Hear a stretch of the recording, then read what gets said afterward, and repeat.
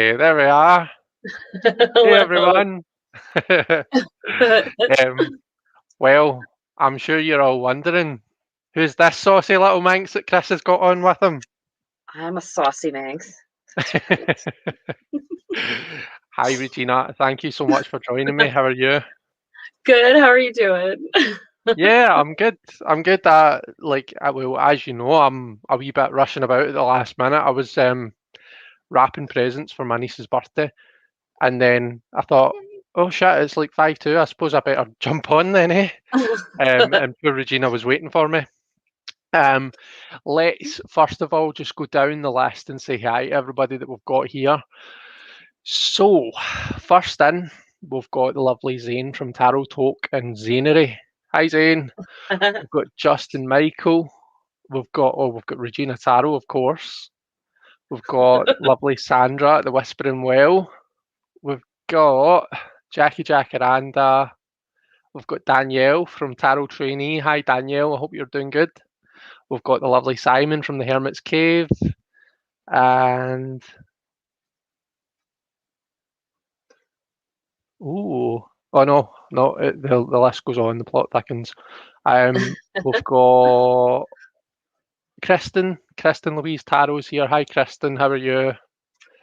And I think I've caught everyone. But if I've not, a big hi to everyone or anyone that I might have missed. Thanks very much for joining us here. I hope everybody's doing great. Yeah, Regina. So this was very last minute, by the way. I messaged Regina today and I was like, "Fancy going live with me?" And Regina was like, "Yeah, let's do it." So very last minute. I don't have anything planned. Can everybody hear me? Okay. I get paranoid now, see, because it happened once. I get paranoid that people can't hear me, but I think we're all good. Jackie says the notification's late. That's good because if the notification's late, it means I can get down the list and it's a short list and I can get it done quickly. And then when everybody starts piling in, I've already done the list and it doesn't take me forever. So I'm happy with that. So anyway, Regina, thank you so much for joining me. Have you got a drink, a cuppa, a tea, a coffee? I have my life's blood, which is coffee. Nice, very good. Every sip. Um, I've actually got two. I've got this is my can of iron brew that I'm still finishing off from when I had my dinner. Nice. And I've got my cup of tea and well, it's actually Sandy's mug. It's Sandy's Oogie Boogie Nightmare Before Christmas mug. Oh, that's Um, awesome. yeah, but it's a nice big like vat of tea. So it is. So It has to. that's why I chose that mug. If it's Um, almost the size of your head, that's like the right size, I think, for a mug. yeah, I Right? think it Like is. pretty Yeah. Well, close. I've got quite a massive head though, so I mean, I would Okay. struggle to get a cup of tea that was the same size as my head. I think I do too. We could No, you don't. we're like the big headed tarot twins. Deanne's here as well. Hi, Deanne. Hey, So, dear. Regina, do you want to introduce yourself for any of my guests that might not, well, as if anyone wouldn't have known you being in my chat before. But yeah, do you want to introduce yourself and tell us a wee bit about you and your channel and whatnot? Sure. So I'm Regina Tarot. Me of the usually mine's face down and it's all hands, but I'm starting to show my face around a little bit, just a little bit. Um, so on my channel, I do the monthly tarot forecast divided by zodiac and some crafting videos. Everything's mostly tarot focused, but I was like, well, I do this and then I can teach people to do this stuff. And I know there's a lot of intersection in those kinds of interests. So I'm like, I'll just dump it all here. But there's like, those are like farther apart. Then there's some deck walkthroughs, of course. And also I do the live streams where it's like anybody's welcome to come and ask a question and it's kind of rapid fire. So those happen at least once a week and I've been trying to do more of them lately. So Cool. but yeah, and I'm hoping to have guests come on my channel. I've been in this process of kind of like getting used to using like StreamYard and being on camera. So How are you finding StreamYard? I think it's quite good. It's quite easy. I really like StreamYard. Like one of the things I finally tried it in a live stream where it was the tarot like asking questions thing. Yeah. And what's really cool is that feature where you can put the bar on the bottom with like, you just highlight the question and it shows up. I love that because it helps for tracking and it helps for the audience. Your attention gets pulled away. You watch these live streams. And if Yeah. you're doing something like that, you really want that answer. I think it makes it easy for people to find it. Then if I have to do those little the reminders about etiquette and stuff, I can just like pop it in Banter, and that's instead of repeating myself. Do you know Love what's that. really good as well? See your banners, you can turn them into tickers. So, oh gosh, right, here's an example. But I think this might have been Simon's question from his roundtable reading, like ages ago. But like you can have it just tickering down down the bottom, and then that doesn't stop. So I could have that going, and then I could highlight a comment. Do you know what I mean? And you can have the comments and you can have that going. That's really quite handy. So it is. That's good. Oh my gosh. Sorry, I just got distracted because I saw Maria Elaine in the chat. I'm pointing her out because she has 2 videos on her channel. She's an artist. She's a friend of mine. So hi Maria Elaine. I think this is the first time that I've met you, so it's lovely to have you here. Thank you very much for being here. What was I going to ask you there? So you were talking about that you do things other than tarot, you do crafts and stuff. So tell us a wee bit about what kind of crafts that you do. Wow. These would be some fancy jewelry. Yeah, so these are just like these little rings I make, and I love them. Like really, it's like, if you want to have something a little blingy, but it's not too like if I made it, I feel like it's okay if it gets beat up. So I like them. These are like silver and just these little druzy beads so it's like wire wrapping. And then this piece I did. Wow. So there's a tutorial on how to make these kind of rings. I don't think I did this one, and I don't know how easy it is to see. But this bead, it's lovely. Yeah, the bead is crazy and I can't prove this, so I don't know that I can make them to sell. But this crystal came off of a chandelier that was in Groucho Marx's house. Oh wow! So I'm like, it's so totally random. Basically, somebody was throwing away this chandelier, and like, they're like, that came out of Groucho Marx's house. I'll take it. And they're like, okay. So I'm like, I don't know what to do with them. So I just it looks like it weighs an absolute ton. Like as if when you take it off, you're going to go. Is it might heavy? As well be. Yeah. Well, it would have been manufactured in 1929, so like glass crystals were quite dense at that time. I know way too much about this stuff.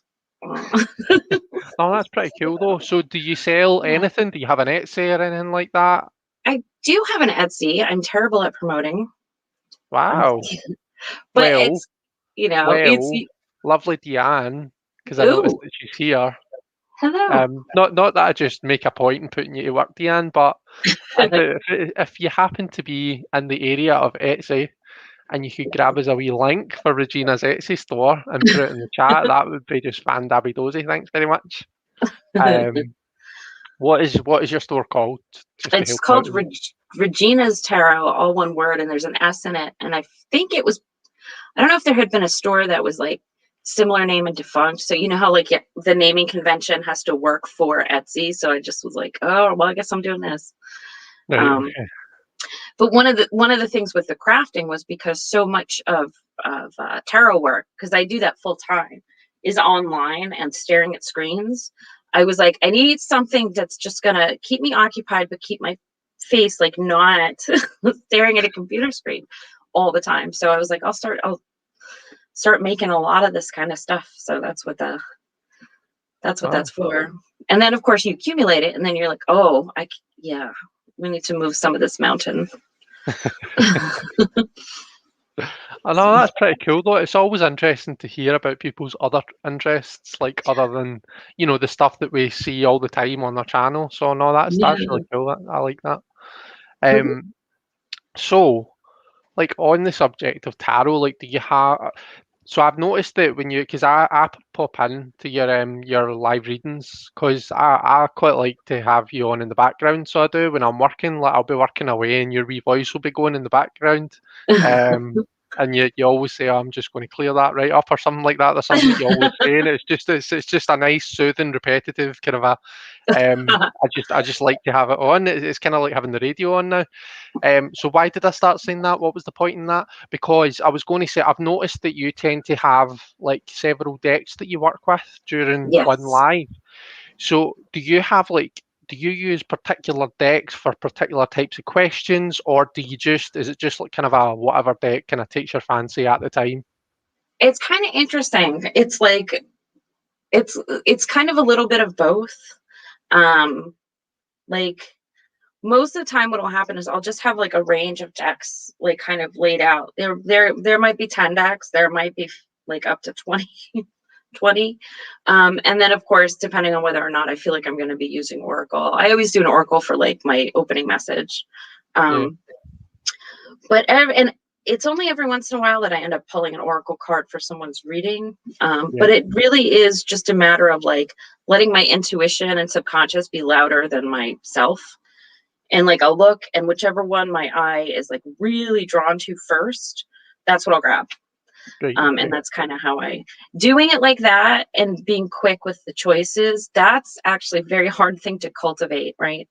yeah, And I think about it a lot because with tarot, I think a lot of us who are really drawn to it and really into it are, our whole MO is we like to take our time and contemplate and study and unpack things.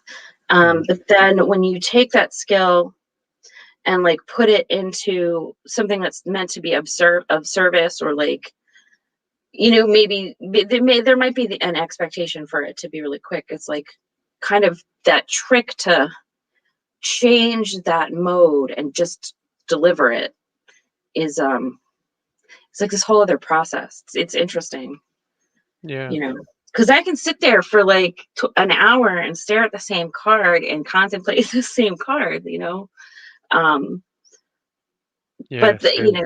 but in those rapid fire readings it doesn't work out. I don't even know if I'm even talking about the same thing anymore, but I just started No, thinking it's about fine. No, it's cool. I'm quite happy for you to chat on. One But thing for I yes was no questions, it's sorry. always Rider Waite because I know the associations the quickest. How do you mean the associations? Like if you there are some charts that are like they're really old. I don't even know where I got them. Oh, Um but back when I was learning, like there's like a list of all of the cards with different associations on it, and whether it's yes, no, or maybe for the right. cards. Okay. Right. So for that, where I mean, I like a question where it's like, let's see if we can unpack some nuance here and get more than a yes, no. And because yes, no is like, yes, it's solid information, but it's not the whole story, and things can change if you understand the nuance, right? Yeah. So I like to look into the nuance because I feel like it's more beneficial, but I feel like if I'm getting a question, it's not my job to judge the question so much as it is to, if there's room to guide, like to offer extra guidance around that, then I will. Yeah. But sometimes there's just not, and it's like it's just yes or no. And Right. so with Okay. Rider Waite, I remember those associations much more easily. Oh, that's quite cool.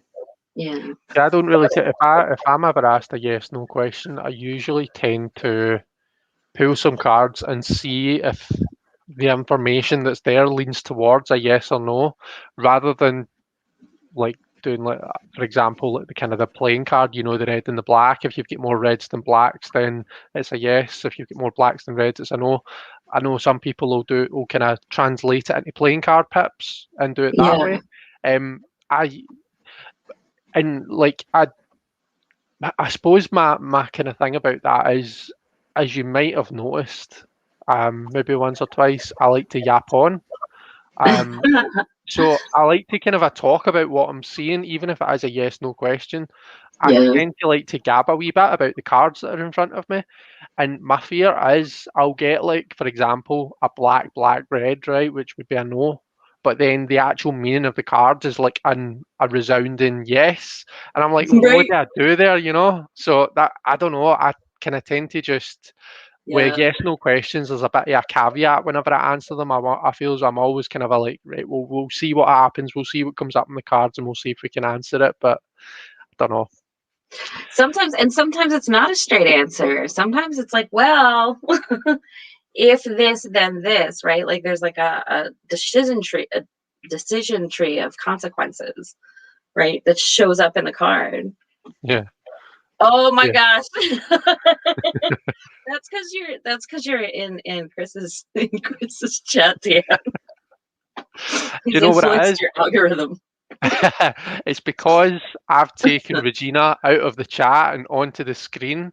So because Regina's not there to make the chat filthy, something else has to, that balance has to be corrected. You know, it's the law of the universe. There has to be at least one filthmonger in the chat.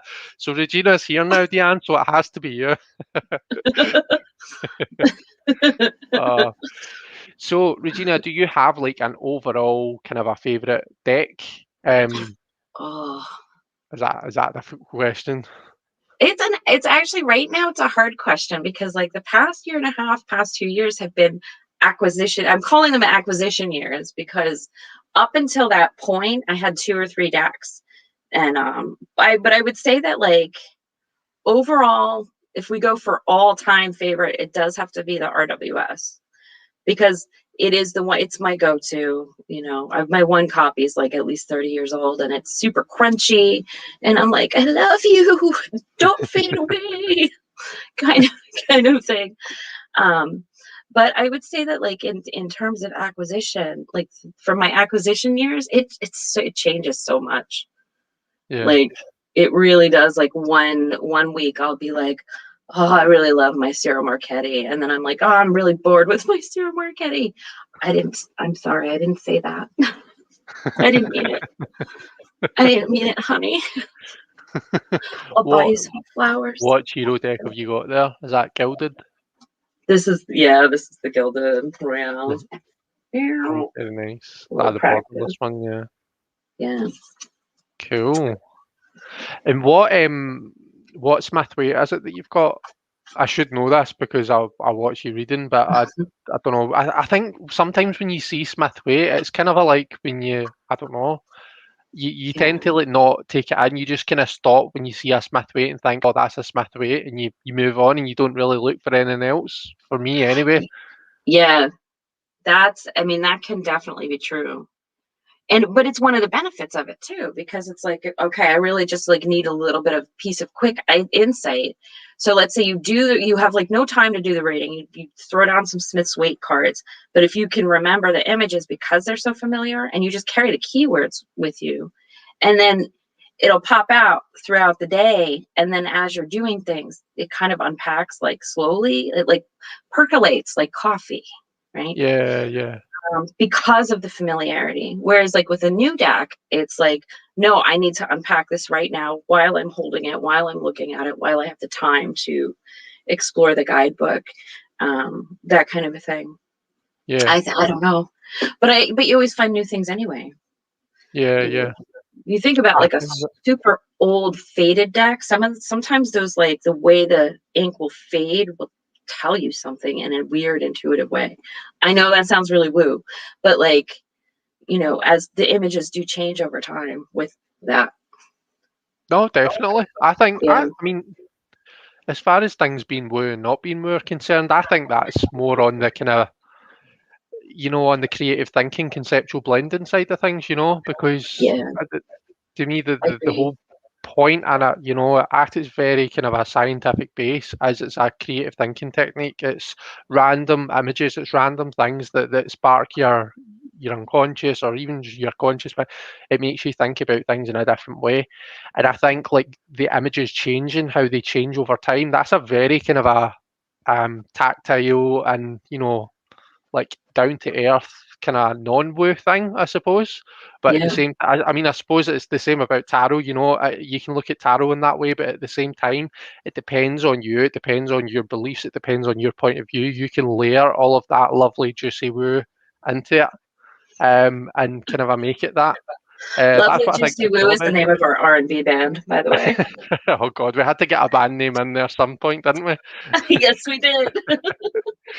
But no, I like what you're saying there about like kind of just letting the images you should percolate like coffee, like just kind of sink in. Like one thing that so I got Tarot of the She a wee while ago now, but I like to have like I'll pull my cards in the morning, but I'll have the cards sitting on the table in front of me through the day, and I'll just every so often I'll glance back at them and I'll see something different because it's like one of those decks that it just seems to all meld together really nicely. Yeah. And when you think that you've got a card that's the odd one out, or it just doesn't make sense with the other cards, all of us like you can be doing like I can be kind of typing up a letter or something, and then I'll look down and it's like, oh right, I see it, I see how it fits in. Do you know what I mean? Yeah. But I suppose what you're saying about the RWS is it's so ingrained that you almost don't need to have them in front of you to be able to do that. It's like they can just kind of like bounce about in your head all day, kind of a thing. Exactly. Or like you Yeah, can just like pick the card, like not even think about it, just remember what card you pick, and then walk around throughout the day and be like, oh, there's my King of Swords. There's my Page of Cups. Here's yeah, the Seven of Wands moment. Get out of my way, guy. Like, you know what I mean? yeah, Like totally. it kind of like doing that really really does connect it to that like daily mundane stuff that that's, I mean, that's where most of these things show up for us. you Yeah, know they everything's a major archetype, but the major archetype is also your bus driver, or the guy who's delivering your Grubhub and Instacart at the same time. That didn't happen today. yeah, totally. I mean, it's kind of a, like what you I started a thought there, and then it fell completely out of my head. So I don't know how I was going to finish that sentence. I think what I was getting at is like sometimes, like when you go through your day, um, you might come up again. So I suppose I'm thinking back to my uni days, right? I might go to like 3 lectures in a day, and kind of sure, like you're taking notes and stuff, but you don't really take something in, and then all of a sudden you're like, to use your example, you're on the bus on the way home and you overhear somebody say something, and it's really profound, and it just like kind of clicks something into place, and it's Yes. those kind of moments. Do you know what I mean? Those are the kind of moments where you're like, yeah, that you remember. Do you know what I mean? So I Yeah. like that you said that. It doesn't necessarily have to be, this kind of a high and mighty, profound person that has the profound impact. It can be the littlest of things that, Yes. that have that impact on us. Yeah, and like I mean, that's just like one of the most beautiful things. And for me, tarot, like tarot does so many things, but tarot can really highlight that, right? Like it can force you to look at the world around you sometimes and really appreciate those things. Or like if you are a person who is inclined to appreciate those small things, but people kind of look at you funny when you try to talk about that, tarot will validate that impulse for you, which is, I love that, you know. Yeah, I mean, I love both of those things, but like, ooh, yeah, definitely. it makes me happy. Um, so we've got High Woven Pixel. I think that you're not a name that I recognise. I think that you're new, so it's lovely to see you. Welcome, and thank you so much for being here. Um, Maria had said Two of Swords moments regularly. Yep. Which way? Oh my god. Yeah, I know. And that panic that sets out. Do you get that panic when you're stuck? When you're stuck between like the two pathways and you're like, I don't know what to do. But it's like, I don't know. I seem to get this kind of a thing that takes my I calm away, and I just get that panic in the moment. sometimes, I think we all have it sometimes. I Yeah. definitely, yeah. Like I definitely have had that. And then like all of a sudden, but I'll do the thing. Well, I mean, you've probably heard me talking about this. It's like, I don't know if I want to show my face. And I think I've talked about it in chats with you guys for like for like months before I finally did it.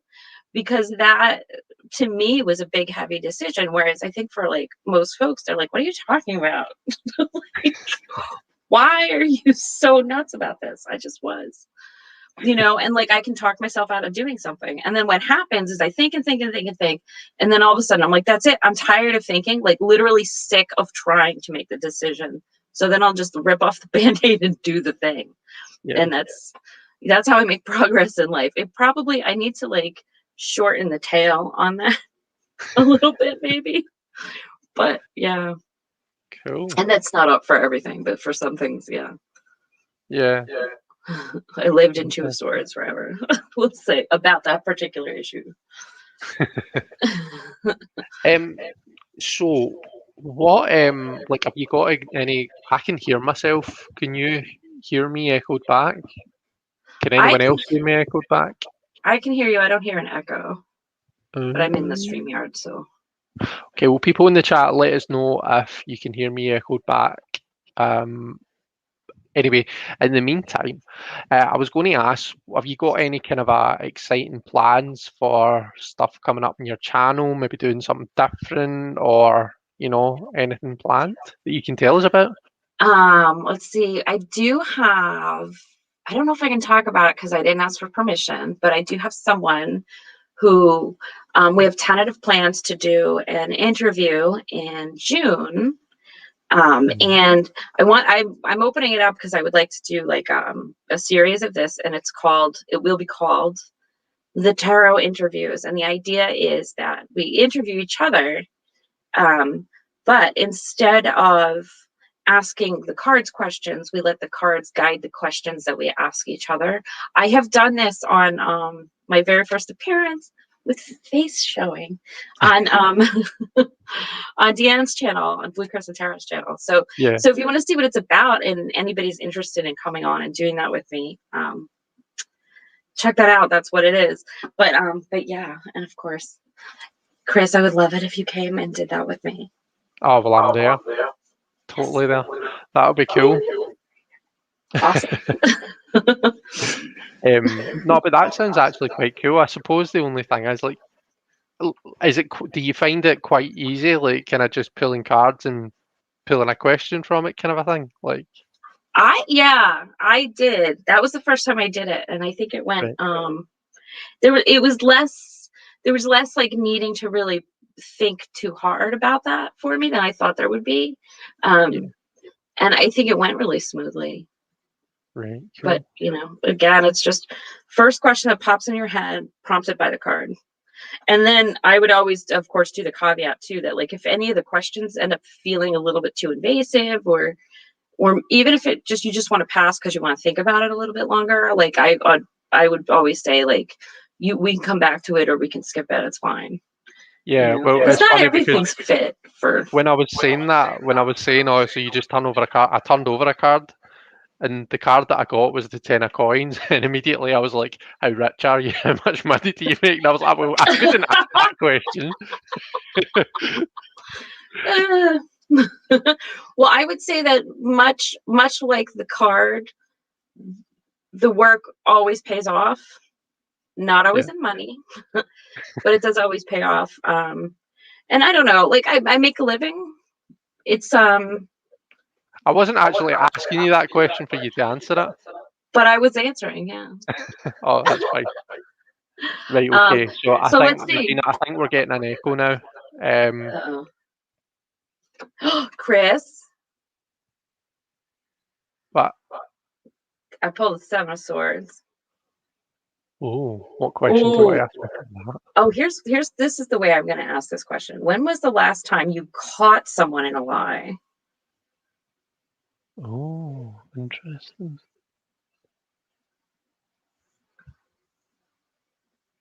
Well, right, hang on. Before I answer it, the echo is real. The echo is with us now. I think it might be, have you got me coming out of just your speakers on your end, Regina? Like, have you got my audio just right? Okay, I think maybe your microphone is picking up your audio, and that's what I think. That's better now. Oh, I just turned down my audio. Is that better? I think that's it. I think that's a lot better. I can still kind of hear myself, but as long as it's good for the people in the chat, because I think they were saying Oh, there's the echo. So you can let us know, sorry, if that's a bit better now.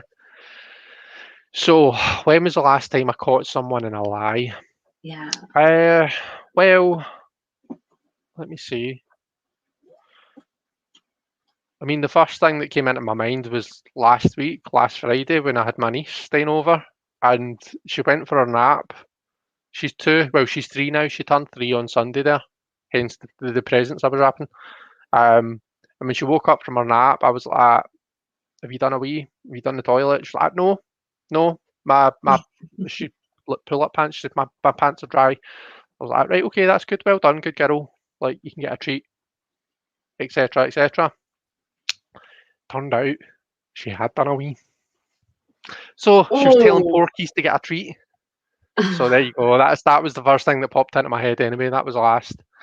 But then Okay. I suppose my work is like, I suppose I shouldn't really talk too much about my work publicly, but like, it's investigating, like sometimes investigating things that people say that aren't true and stuff. Like, I've got to kind of look into things in detail that people say. So kind of a lot of my work is investigating stuff and verifying stuff and that. So I don't know. It's quite common for me. Oh. So So like daily, basically. so I suppose that's quite cool. Then that's a wee example of how that works, how that's going to work. Yeah. And that actually works quite well. It gets you thinking, doesn't it? And thinking about stuff you never think about, right? You're like, what? Yeah, yeah, and asking questions that you would never think to No, ask. because there's like that, like there's a list of standard questions we ask people. So what do you do for a living? And boxers or briefs and like, that kind of stuff, Yeah. you know. So when was the last time you caught someone out in a lie? Am I Oh, allowed to do geez. that? Am I allowed to flip it? Yeah, absolutely. It's like, it gets conversation going. Pretty recently, like it happens a lot actually. And this would be in the course of work. Because you do get, and this is like never, not really too much in YouTube. Um, but it has happened with clients on the phone line stuff where they're like, they'll ask you a question and they are looking for you to say something specifically wrong or specifically right, which is like, oh, first of all, the gotcha aspect of that is like people who are really like trying to suss out who's, legitimate psychics and stuff. And I'm like, well, I'm using intuition, yes, but my tool is the tarot, which is a totally different thing. So a lot of times what'll happen, and I'll ask them, I'm like, okay, so why are you really here? What do you really want to know? Do you understand how tarot works? Let me explain, because a lot of people who have that perspective, it's really hard to be on the receiving end of it. But one of the things I try when I'm being my better self, I fail sometimes, to remember is that people think when they're doing that they're actually doing something that is beneficial. But it's like, Yeah, but if they don't understand what the skill is that they're asking for when they come to you, they're going to get a bad or a misled answer, because the question matters when you use tarot. And if you're yeah, asking a disingenuous question, tarot is going to slap you around. That's just kind of how it goes. And they'll give you nonsense just to be snarky. yeah. So, No, no. but It's people don't know that. So I think that was my point. Sorry, I feel like I'm talking about that a little too long. no. Listen, you're fine. It's fine. Don't worry. I'll say shush you, wee minx, if you're going to do. Do you know what I've just realised? And you wouldn't know because I think I've turned off the. How do I right? Can I actually turn this back on? Settings. Sorry, just talk amongst yourselves whilst I work out the tech. Um.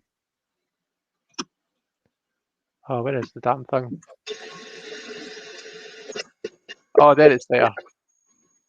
So show display names. So I didn't have the names on before. Um. So I didn't realise that you changed your name, Regina Trouble Tarot. That's because I always say high trouble to Regina when I see her in chat. Jackie asked me a question earlier on. She says, "Do you ever use cards for work?" No, Jackie, I don't. I don't know. I suppose I keep them quite separate. So I do like kind of a pull for myself in the morning, like before I start, and I'll have them there kind of through the day just to glance at and stuff as I'm working. But I never actually kind of cross that line and use them in work. Um, I don't know. Tarot's my kind of fun, my my happy place, and I don't really want to. I don't want to bring my poor babies into my work with me. Neither do. Well, Basically. especially not with this deck, because that brings all the butt shaking to the yard for sure. I don't know why. Do you want to tell everybody what you told me earlier on? Yeah. Oh, were we broadcasting when I said that? No. Oh, well, maybe we'll just we'll leave it alone. We'll let Leave it it be a alone, right? mystery. Okay. Right. I'm just having a wee nosy at the chat to see if there's any other questions. If anyone's got any questions for Regina, or any questions for me, but I mean more so for Regina, then stick them in capitals so as that I can see them, or tag me, and we will. Oh my! I am blushing. I am The guilty. audacity!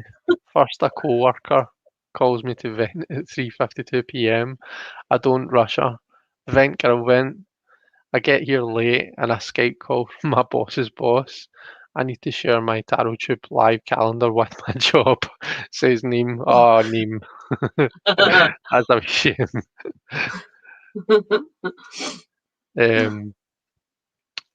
Cool. Yeah. So, any questions? Stick them in capitals, and we'll ask Regina. What was I going to say?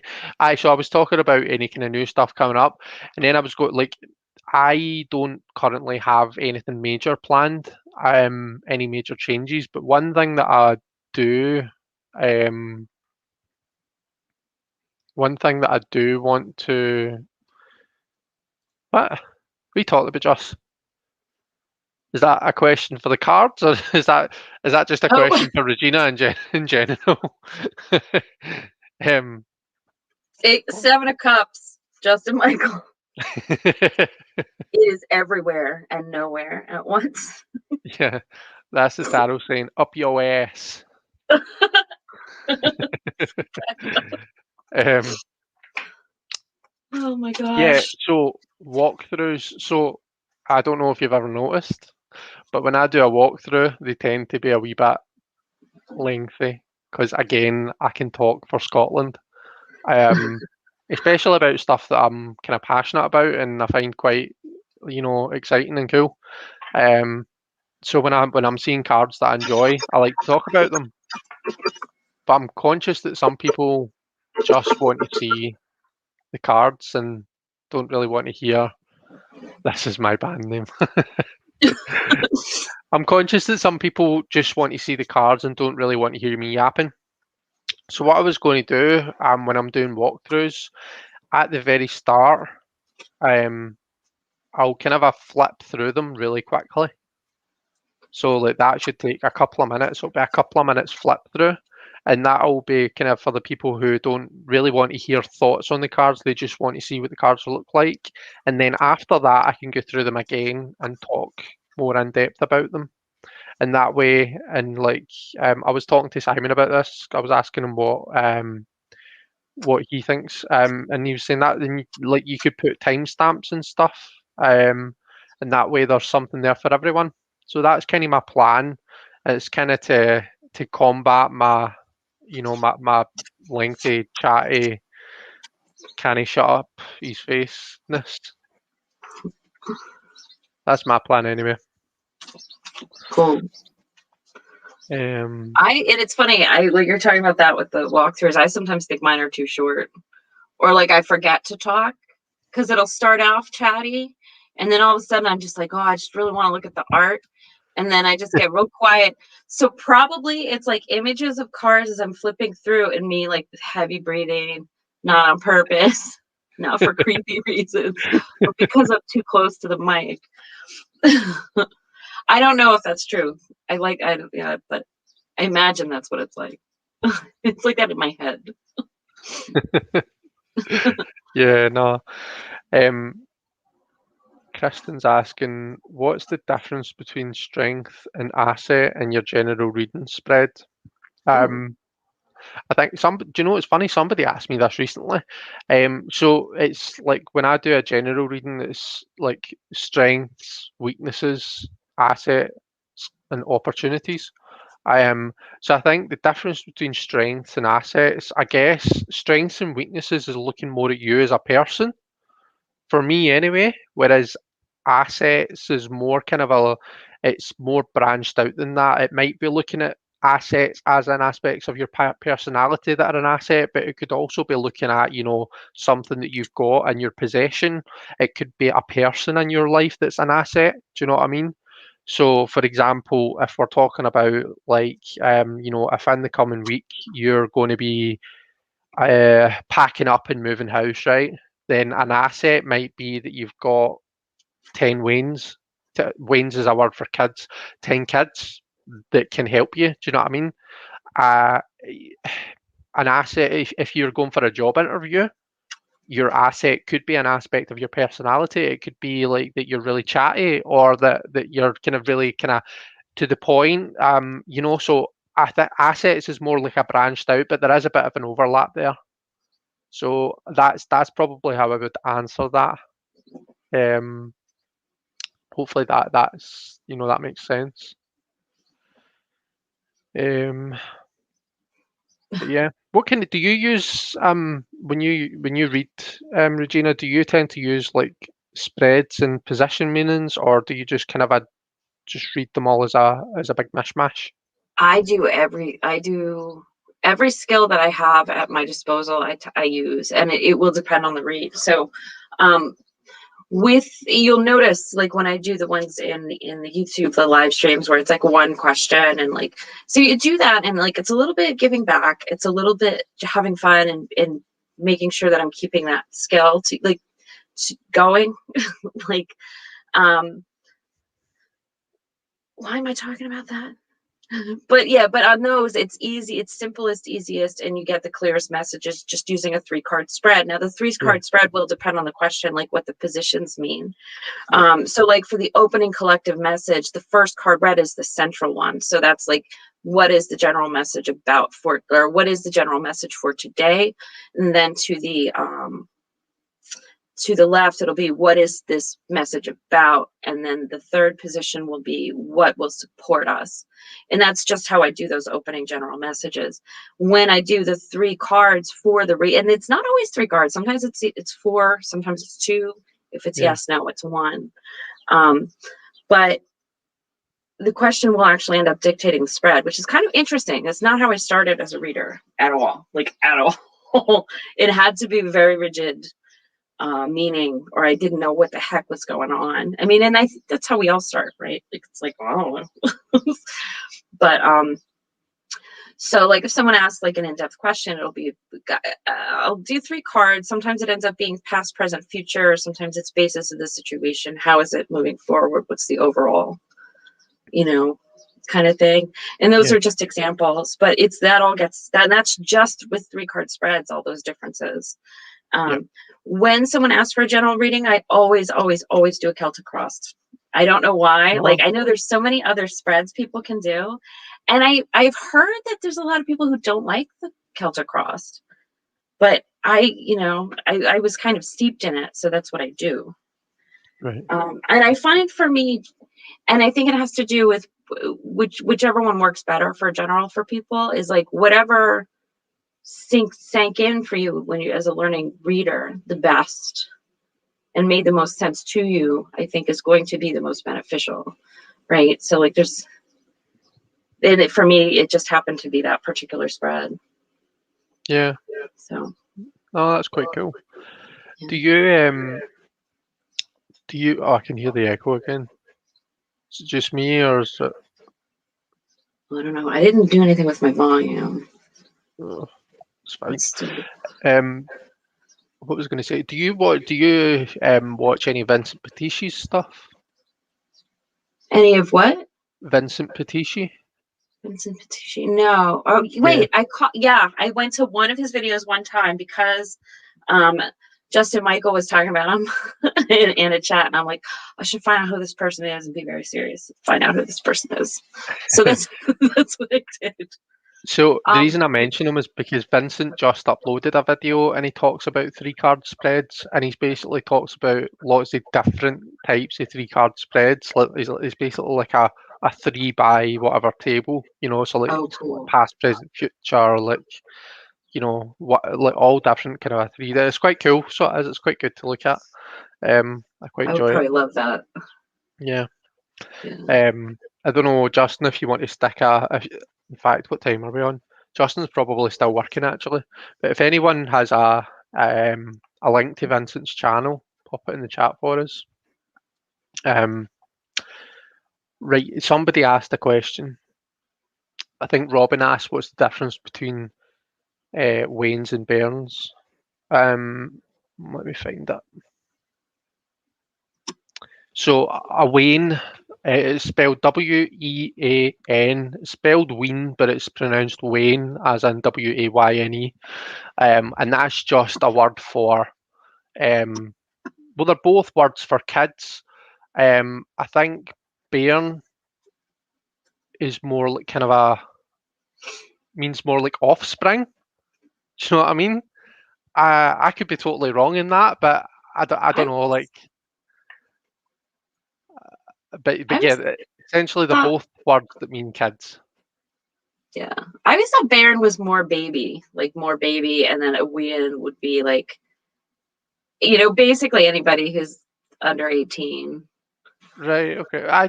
You could be right. I don't know. I'll need to look it up now. Actually, That's from reading. I'm like, I've never been to Scotland. I don't actually know. Like, what the hell am I talking about? That's my dad and me talking right there. Hi, Dad.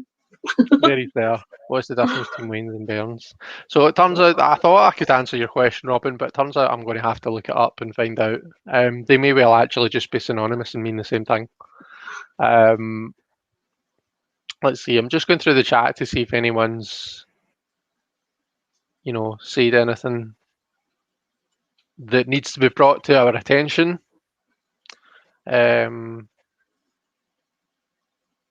Justin, I'll often fall asleep to walkthroughs. It's like ASMR. Thanks very much, Justin. That makes us feel good about ourselves. I love falling asleep to walkthroughs, though. Like if I'm having trouble, it's one of the most comforting things. That is the work of the divine. That's what that is. Kristen says I need to learn the Celtic Cross. I think I'll do a Learn With Me video for it.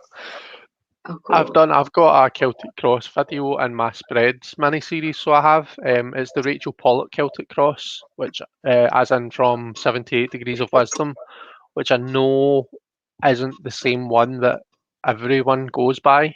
But that one works for me. That one works quite well for me. So it does.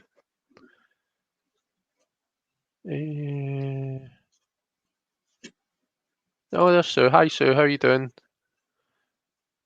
Oh, there we go. Derived from wee, meaning little, and ain, meaning one. Wayne is a word most commonly used in the west of Scotland to refer to a young child and is sometimes spoken as a weein or a little one. Right, okay. See, I didn't even know that. Kristen's asking, Regina, what is the most challenging part of being a reader for you? That's a deep question. Wow. That's a big question, because like what aspect would be the most challenging? I think there's different pieces of it that each carry its own challenge. One, I think the biggest one, though, if I was going to take it so that I'm not talking for like 45 minutes and I'm just talking broadly from a broad standpoint of just being a reader as your profession and making that work full time financially. And I know, like, it's like the second time I'm talking about money in this, and like people really cringe when we talk about it, but I also kind of feel a little bit like that reaction about not talking about the finances of it and having that be a taboo is one of the things that should not be a mystery. There should be transparency there, to have kind of an understanding of what that is. But yeah, seriously, making it work full time. Because one of the things is, like, folks, this is one of the areas where there are a lot of damaging myths, right? And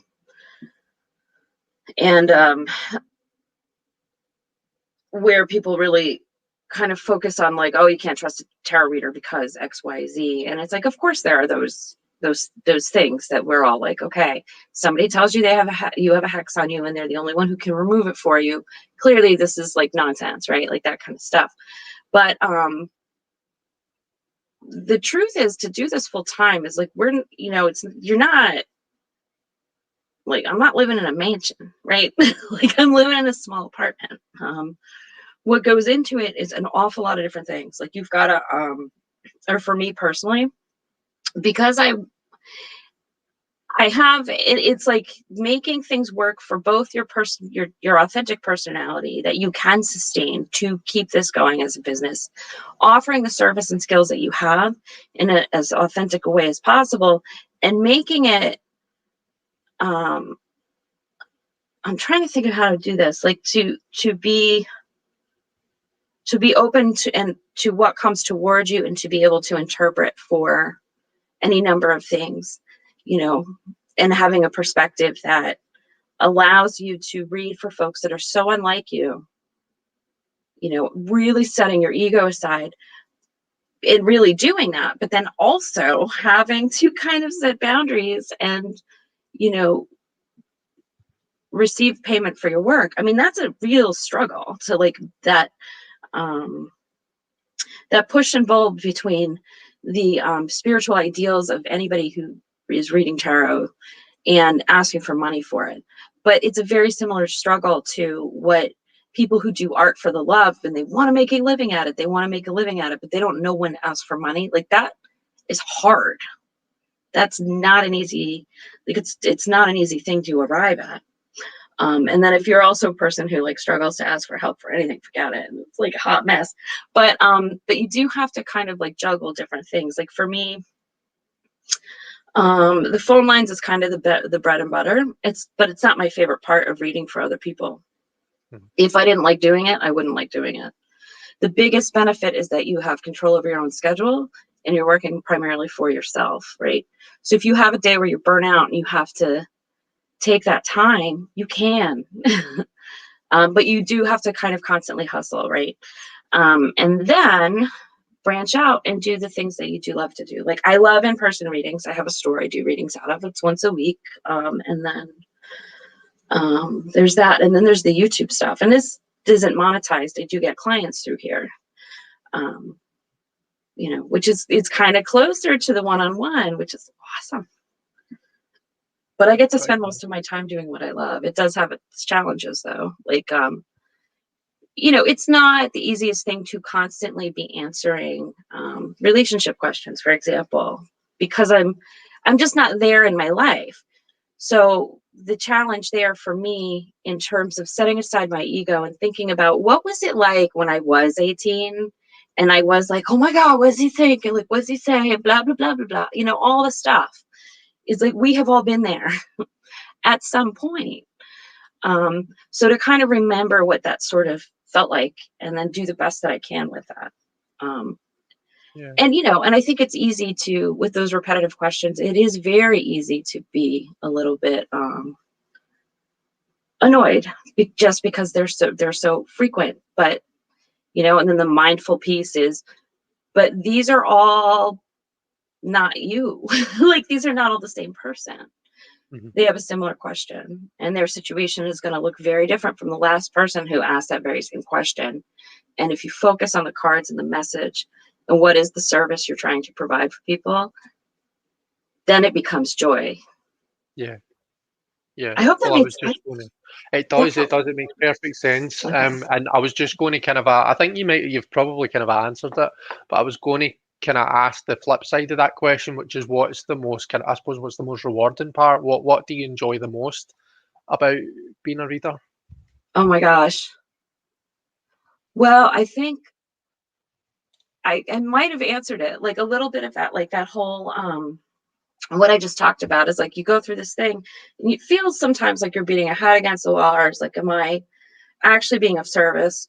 What am I doing? And then sometimes it turns around, and like that particular question um with the frustration of the same question about relationships all the time, and then realizing and having this insight is like, oh, I really do need to put that aside.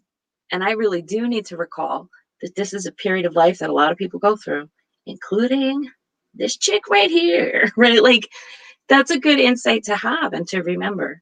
Yeah. And it increases your compassion. I kind of love when moments like that happen internally. That's, and you feel that kind of growth. So, like, by doing this, you're still having internal growth personally, too. Yeah. I hope that made sense. I feel like I've been talking so much. That's all right. I enjoy listening to you. Oh, good. Um, Okay. Simon's going to turn in. See you later, Simon. Thanks very much for being here. Have a good sleep.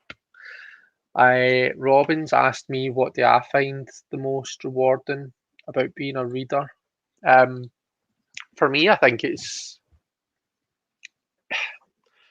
being a reader, reading people's cards. It opens up a dialogue with people that you might not otherwise really have much dialogue with. So there's that first of all, but not just that it gets you talking to people, but it I love to help people, and it's funny. Do you remember? So Kristen posted a spread in the Barely Balanced Tarot group the other day.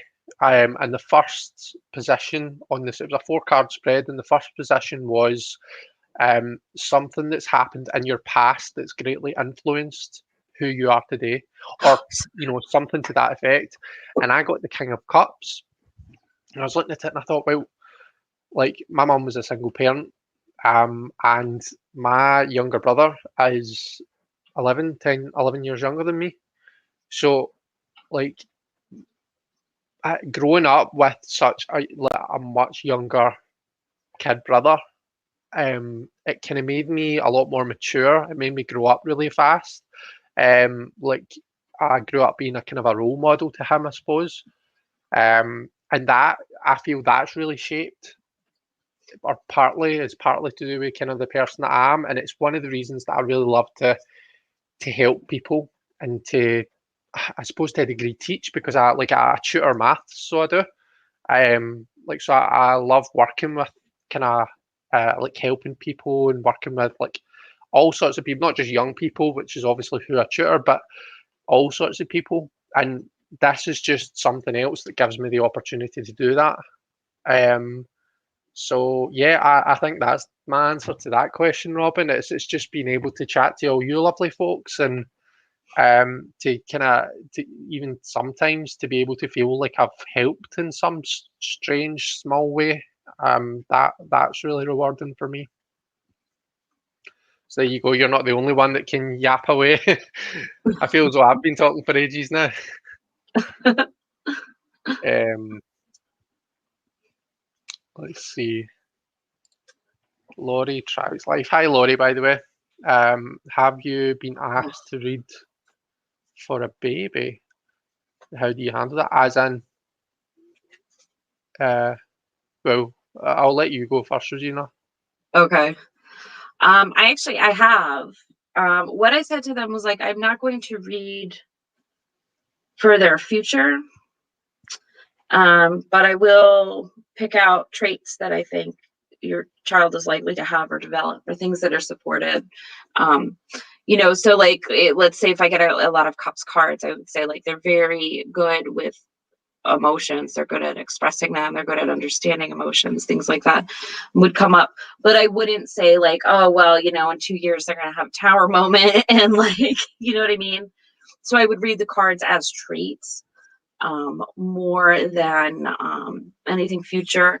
Very particularly, I would steer away from health. I would not read for health for a baby at all. And like health questions are tricky, and I'll answer some, but there's a couple of caveats like I always have to say before I do it. Yeah. Because it's not real ethical. I'm a tarot reader. I'm not a doctor, I can tell you generalities. I can't diagnose things. I think another thing, and this is, I suppose, this is maybe what we. Oh, are we having an issue? I think Can we you were. still see me? I can see you now. You're frozen for a second, and I'm like, is that Oh. me? Oh no. But I don't know. Maybe it was me. Maybe it was my side. I'm always having some form of internet trouble. But yeah. So I mean, one of the things for me about what we do is I don't think that there's one future that's written in stone. Do you know what I mean? And it's just we're just destined to just live out this future, and then that's it. I think that if you were to draw it on a map, the future would be like a whole bunch of different like segues. There would be a load of different like futures, alternate futures, and I think it's all based on the choices that we make. And I think that as we get older, more mature, maybe more predictable, but I suppose more kind of a self-aware and experienced wise, we're maybe more likely to be able to predict what we're going to do because the more experienced you are, the less kind of chance of you going off and doing something completely different. But for a wee baby who's who can't even shit in a toilet yet, who can't walk, who like to me, they are completely at the full stage. There's so much potential. It's like the known is here and the potential is here. Whereas if you're looking at someone who's maybe like 80 years old, then maybe the known is here and like the potential is here. So for me, that's a really difficult one to navigate because I think we choose our own, we make our own future depending on the choices that we make. And so, yeah, I think that's quite a difficult one to navigate, to be honest with you. Yeah. Yeah, I agree. And that point about free will is like so perfect because, I feel like it's funny because it's like that's one of the ones I use. Like I sometimes get real good about mentioning, like, don't forget you are sovereign in this. You get to make your own choices to like every client. Sometimes I say it all the time. A lot of times I do forget, I mean, there's a lot going on when you're doing a reading, even a real brief one. Get these like those caveats. Yeah, but I mean, I don't. There's things that are reasonable to have to tell someone. If a tap has water that's 100 degrees Celsius and it's going to melt the skin off you if you turn it on, then I think there should maybe be a wee hot water sign on that tap.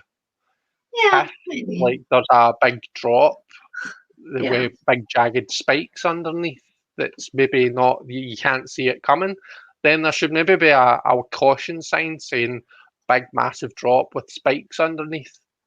Be careful. But I don't think that we should necessarily have to say to someone, like you actually have the choice to make. It's up to you to do whatever you can take this information and do what you want with it. Yeah. I don't think that should necessarily be like necessary for us to say. Right. But at the Yeah. same time, I get it that it is like it's just that for me, it's a comfort thing for me to just say like just remember that you're in the driver's seat here. I'm just like kind of the wee sat nav telling you, oh, you might want to think about going right here, but really ultimately it's your choice to turn right or to keep going, kind of a thing. Yeah. Well, I'm rambly tonight, aren't I? Did I bring it out? Is that what happens? Yeah, it's all your fault. I mean, I'd never ramble unless you're here, Regina. Oh my gosh. And now I have another earworm in my head. Oh, what's that? Gonna have a ramble tonight. A ramble tonight, I know. There it is. There had to be one, okay? And I know. I apologize for my singing. That's all right. It's better than my singing, put it that way. Right, so we're reaching that time, guys. It's 10:05. Now, the lovely Regina has very graciously agreed to do some readings with me. Even though I only asked her about 30 seconds before we hit the go live button. You know, because like I said, I'm like a blue-arsed fly, doing everything at the last minute. So yeah, if you've got any questions that you, I'm going to be using the Bonefire Tarot. I know that Regina has also got the Bonefire there, but have you got other decks that you're maybe going to think about using, or are you going to stick to Bonefire, do you think? I have a ton of them. I brought the Bonefire out because that was when you said you're using, and I have my Bonefire Tarot journal. I haven't used Bonefire in a long time, but this has the tattoo meanings I put in there. Oh yeah, right enough. So you should see the cards that come up. You know, if there's particular tattoos that you see, you should tell us what you mean. So yeah, questions, guys, in capitals, please, or tag me, because I've got the StreamYard chat and I've got the YouTube chat here, so I should be able to catch them either way. But if you just do something to, you know, shout at me and let me know. My hair drying yet? Not really. Wee! I look like a Iggy Pop for a second. All right, it's almost dry. I'm gonna, because it's getting really warm under that thing. Okay, there we go. Oh, you're looking good. I'm ready. Oops. So I'm just going to shuffle away. I still really need to kind of try and break this Bonefire Tarot in because it's still quite hard to riffle shuffle. So it is. I don't even try. It's too big for my hands with riffling. Oh, really? Yeah. Well, I got, here, I'll show you. Wait. Set enough light. Oh, glare. Hello. This part I still don't have down. But do you see that? Like, Oh, so it's just roughly the same size as yours. Oh, I don't know. Because mine are. I don't know. I think as far as rifflers go, this one's probably easier because it's shorter. Like it's short and stumpy. Do you know what I mean? So it's shorter than most decks are. My tops of my fingers won't even go to the like. You won't do it. Oh yeah, do you know? I've just realised it is, and that was Debbie's question that made me realise it's Mother's Day weekend for you guys, isn't it? So, Yep. So we have a different Mother's Day in the UK. So I hadn't realised. So to all the lovely mothers in the US, happy Mother's Day. I hope that your bairns, your wains, whatever you want to call them, I hope that they spoil you rotten, and I hope you have a nice time. I was about to say something terrible to be silly, but I'm not going to say it. Am I going to have to hover over that kick out button? You know, Yeah. if she says something, just. For all the mothers and the mothers. Oh, that's fine. You can say that if you want. I'm like, I don't know, like rock star stuff, like random. I don't know where my brain is sometimes. Righty-ho. So for Debbie, a general reading for Mother's Day weekend.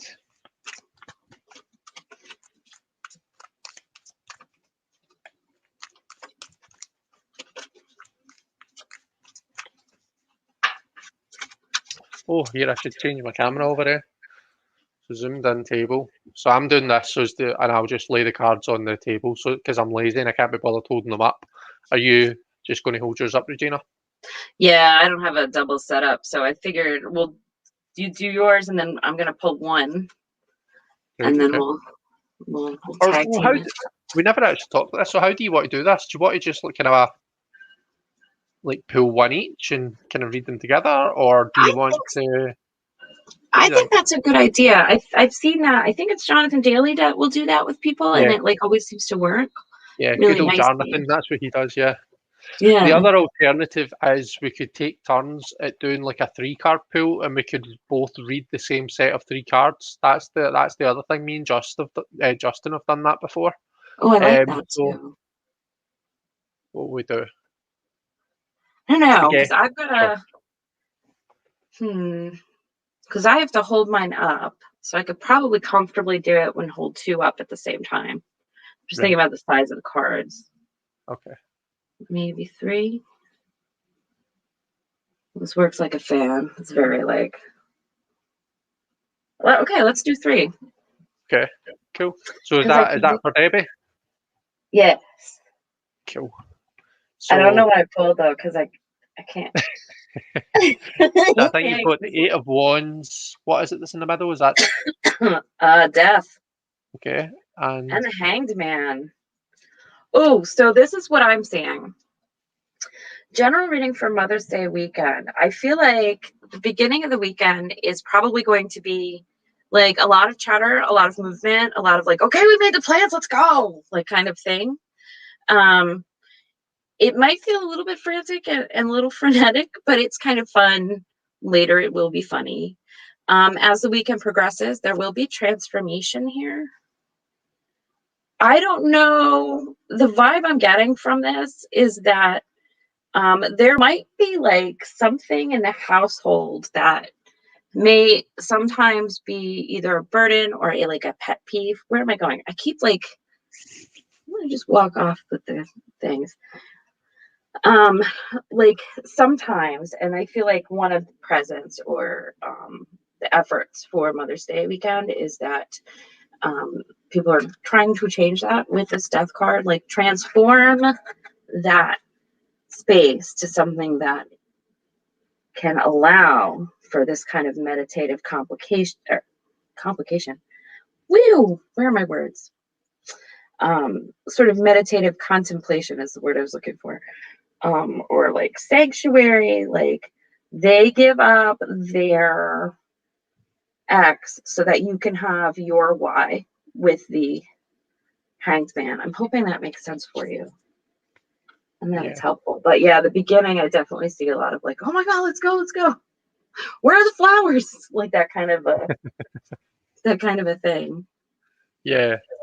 No, So, I kind of I see it quite and very much in the same way. I'm definitely getting like, there's the 2 contrasts between the high energy of the 8 of Wands, where it's like kind of a very kind of all things up in the air, everything very excitable excitement.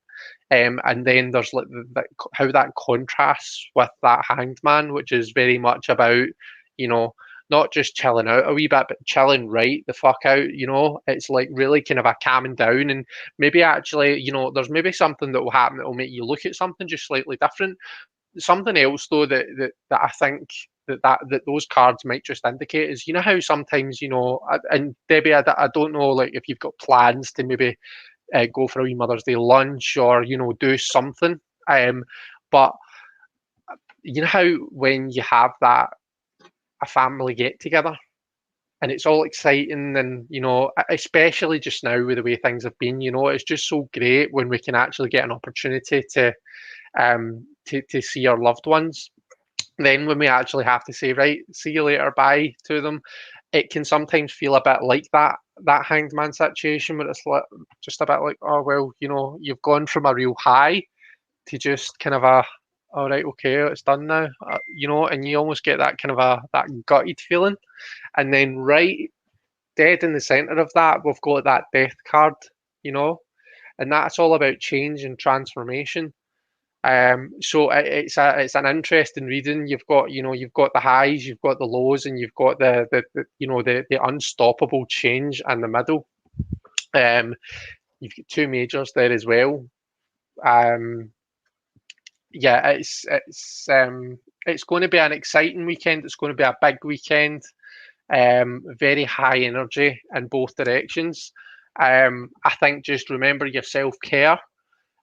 Sometimes with the Hanged Man, we can have a tendency to put ourselves in awkward positions. We can tend to kind of push ourselves to the limit a wee bit in order to, for whatever reason, just remember your self-care. Remember kind of to let yourself be pampered, and just have a great time. You know, relish that Eight of Wands energy when you're in it, I think is what I want to say. Cool. Is that all right? So Debbie says, that makes sense. We have plans for Saturday that are up to the weather. Nothing for actual Mother's Day on Sunday. Right, okay, cool. Well, I mean, you've got that, you've got that Eight of Wands there. So there's definitely some sort of opportunity there to have that kind of a high energy, kind of a, those happy times that you're looking for. So I think make the most of it, and maybe that's what it's about. It's about making the most of it whilst the weather's good, and then staying indoors when it's shitty weather. That's something that we're very familiar with in Scotland. Okay, we have the next question is Jackie asking for a general reading. So that means that I'm up next. Now, with my general readings, what I tend to do is, like I was talking about earlier on, I tend to do a 4-card reading. I wonder if I'll actually be able to fit them in on this zoomed in screen. Let's see. Maybe just. So I tend to do a 4-card reading, and my positions tend to be strengths, weaknesses, an asset, and an opportunity. So that's my kind of a 4-card reading that I do, but you don't have to read them in that way. You can read the 4 cards whatever way you want. Is that all right? Yeah, that'll work. Cool. Right, so a wee general reading for the very lovely Jackie. Okay. So we've got Justice coming in at the top. And do you know what I've just realised? I always forget to do this. Fix the zoom on my camera, or the focus on my camera. There we go. It's just so that, like, if I want to hold it up closer, it focuses in on it and it doesn't just go all blurry. So we've got Justice coming in as your strength. We've got the 5 of Swords coming in at the bottom as the weakness card. For an asset, oh, look at this. We've got the 8 of Wands showing up again. And then for your opportunity, you've got the 9 of Wands. Okay. So, okay, right. So let's unpack this. Strengths, we've got Justice. Okay. So that's really kind of for me, that's being able to see the situation as it is. It's being able to see the truth in a situation. So this is just a general reading. There wasn't any time frame, was there? No. So some sort of situation that you're coming up against, your strength there is being able to grasp the truth in the situation, but not just grasp the truth, but also the kind of karmic implications. So Justice is really good at kind of thinking about, what's happening now, and where is that going to lead to, and equally, where am I now, and what is it that's happened in the past that's got me here. See, all of that kind of a karma, that's Justice's zone, and you don't mess with Justice when it comes to that shit. As Katy Perry says, well, it's actually karma is not a liar, she keeps receipts. But karma, justice, same difference. Justice does keep receipts. If you try and sell Justice a dodgy toaster, you can be guaranteed that she'll be back at your checkout, like the final boss level Karen, and she'll give you a hard time. Do you know what I mean? You don't mess with Justice, and equally, you don't mess with Jackie. Weaknesses in the 5 of Swords. So even the Strengths card makes me feel that there's maybe some difficult times to negotiate. The fact that Justice is coming out as your strength, Justice can be quite a difficult strength to have, or it can be quite a difficult strength to use. The 5 of Swords just kind of says that, you know, times there's tough shit happening. Do you know what I mean? There's things happening that maybe aren't the easiest to work your way through. And sometimes the Five of Swords, if that's coming up as your weakness, it's just about kind of how you're reacting to it. So I would take kind of a steer from that, you know. Think about how you're working your way through those difficult times, those changes, that conflict, those defeats, and, you know, see if this can kind of make you see things a wee bit differently. We've got the Eight of Wands coming out as your asset. So this is the speed. To me, this is the speed at which things are moving. This is like you're in a fast changing, fast paced environment. So sure, there might be some difficult times ahead, but it doesn't seem like it's going to be long lasting. Okay, the changes, there seems to be the situation seems to be unfolding quite quickly, and as long as you can move with those times, then, you know, as long as you can use that fast changing, fast paced environment as an asset, then, you know, things are going to be good. It's when you kind of wallow in those defeats. It's when you kind of hold yourself back, and that feeling of, you know, just being that in this Five of Swords zone, and you ignore these opportunities that are coming up. That's, you know, that's when you can really kind of find yourself held back. Opportunities coming up is the Nine of Wands. Now, I know that when we look at the Nine of Wands, we see someone who's maybe quite battle scarred. We see someone who, you know, doesn't look as though they're in the happiest of positions, but we're a nine. Do you know what I mean? We're high fire energy. You know, sure, the person's been burnt a couple of times because they've had to deal with a lot of fire, but that person knows their shit. They have accomplished their shit, and they are at, you know, the final stages of their fire, their passion. You know, so how do I sum all that up? There's maybe some difficult times ahead, but use the fast changing environment to your advantage. And that's going to kind of let you see you through to the completion of what you're trying to achieve. And you're a bad bitch, Jackie, and don't ever forget it, and don't let anyone tell you different. Sorry, that was really kind of long-winded and rambly. No. What do you think, lovely Regina? So I'm reading it as Justice and the Five of Swords as the center of the situation. Pine cones in the past, but energetically feels more like on top of now. And then the nine, did I say nine of pine cones? I'm sorry. I'm like all about the pine cones. And then the Nine of Wands in the future. I feel like there was a situation in the past that happened very, very quickly. You may be receiving an apology for. The apology itself is not enough to set things right in terms of emotionally. You yourself are being balanced and fair. You are kind of victorious, but at the same time, it still feels like loss. It feels like defeat. Like it's the emotional side of whatever the situation might be is just going to take more time. I think of fives as the middle of the situation, not at the end of the story. Excuse me, 1 second. I'm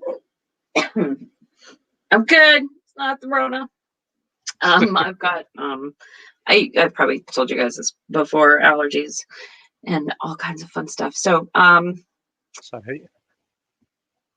So that's the that's what I'm getting from this. Now with the Nine of Wands here, this to me feels like being guarded, but with justice sitting where it's sitting, being guarded is the right approach to take. Like this is you protecting yourself, still operating though, and having a ton of resilience, even though feeling wounded.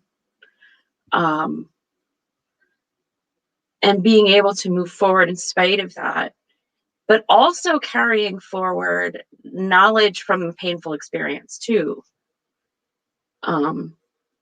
But the big word that's coming from this is resilience and justice. Justice is going to carry you forward. It may not feel right now, but it is headed in that direction.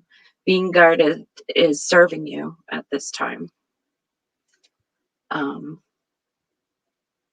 Yeah, you got this. You got this. I'm gonna echo the bad bitch part. I think that's right on. Cool. That's amazing. I love listening to you reading, by the way, Regina. Oh my gosh, thank you so much. That was awesome. Cool. I hope that was okay, Jackie. I hope that you enjoyed that. And it's so interesting, like hearing different perspectives on, on readings on the same cards. Like, yeah, that was all. I was like in my element there. I was like a kid at Christmas. So anyway, I'm trying to unnerdify. So you can get my ugly face back. So let's see. Well, we need to highlight this. Regina is utterly fabulous. Sue says, I have a visit on Saturday. How will it go? So you want to pull for this one? Sure. Okay, I have a visit. This is terrible. I'm such a child sometimes, but I just want to go visitors from like South Park. I'm like, okay, it's fine. I got it out of my system. I used a South Park reference the other day. Justin put a post on the Barely Balanced Tarot. Did you see it? About the courts and how he's kind of starting to see the kings as fire and the knights as air. And to be honest, I'm kind of coming away from elemental associations to the courts, which is, I suppose, something that I can talk about at another time. But I've always been very much like the kings are air and the knights are fire. So I used that, that boo, Wendy, boo, boo, Wendy, test a burger, boo. I used that meme in response to him. So I did. So no, I'm partial to a wee South Park reference. Okay. See. And all right, so the visits is, hopefully you can see them. We have the Eight of Swords. Where's there? Eight of Swords, kind of. Sorry, I'll do you solo layout. Okay. Trying to this part. This is where I need a lot of practice because I'm like, I can't get this to be lined up. But so we've got the Eight of Swords, and then the middle card is the Fool, and then we have, there you are, the Three of Wands. So this is kind of interesting. I've got I call it like stop start traffic is the kind of energy here. So I feel like there may be some kind of a delay in plans, and it feels logistical. It feels logistical, but like with an obvious answer that no one is seeing. You might be the person who kind of points that out to people and like kind of gets things rolling again. There is kind of a fresh start, and that's with the Fool card in the center here in terms of how the visit's going to go, and then things open up and go better from there. More energetically, things expand. I think emotionally it's better. Hard start. Things like have a fresh start, and then they start to expand and go much more smoothly for you. Yeah. And I feel like it's interesting. It's like there's gathering momentum throughout the day after that. Yeah. It's the imagery in the cards is really jumping out at me. So you know how we look at that Eight of Wands, right, and we think, right, okay, we're seeing someone that's trapped, and usually, the key is to realise that you're not as trapped as you think you are, or you hold the key to being free, and that the next part of the story is you get rid of those ropes, and then you walk out from between the swords and you walk on, right. And that's how, like, that's kind of the expectation when we see the Eight of Swords. But see, when I look at what comes next, when I look at that Fool, it's like she's not just done what's expected of her. She's ripped off that entire fucking dress. She's taken that blindfold and she's turned it into a wee bikini. Do you know what I mean? So she's not just freeing herself in the expected traditional way. It's like she's completely, So I feel as though whatever this visit is, and I don't have context. I don't really know exactly what type of visit that we're talking about here, but I feel as though we're expecting some sort of freedom to come out of it, some sort of change that's going to take take the chains away type thing. But I feel as though it's going to go a bit beyond what you're expecting. It's going to kind of take things to the next level. And the Fool is like a neutral energy, right? The Fool can really go off in any direction. It's the complete clean slate. So and I think that Three of Wands is like, it's the directedness, it's the growth, it's the burst of that full energy, and it's materializing into something. So the key is going to be with you. Once you gain that freedom, right? Where do you go now? So have some sort of plan in mind, because I think sometimes we have that tendency to, we hope for something, so you might think, oh, I'm dying for that tarot deck. I really want to get my hands on that tarot deck. It's all I ever want, and once I have it, I'll be complete, and everything's going to be great. And then you get it, and it's like, right, what do I do now? And it's like, oh shit, I never actually thought about what I would do once I get it. And that can sometimes lead to that kind of a Three of Wands, kind of just kind of standing and watching those ships. And it's like, I was expecting to be like dancing the fandango here. Three of Wands is high fire energy. It's this growth. It should really be, there should be a lot happening. And what the fuck is happening? I seem to be standing on a cliff watching some damn ships. And it's like sometimes not being prepared for the changes that you're actually wanting can lead to that. So I hope this is resonating. If it's not, then it's a serious ramble for your viewing pleasure. But yeah, I think there's going to be big changes. They're going to go kind of the level beyond what you're expecting, and have a plan in mind for what's going to happen, what you want to do with that newfound freedom. There we go. I'm done. High fives. That's punk. Kristen says the Bonefire looks a lot better trimmed. It does look really good trimmed, especially since the titles are on them anyway. Laurie says Regina is awesome. Oh my gosh! I'm just going to keep highlighting all your compliments and going by any that I get, because I get. You just want to see me turn red. Yeah. Woven Pixel says, "Could I have a general reading, please?" You sure can.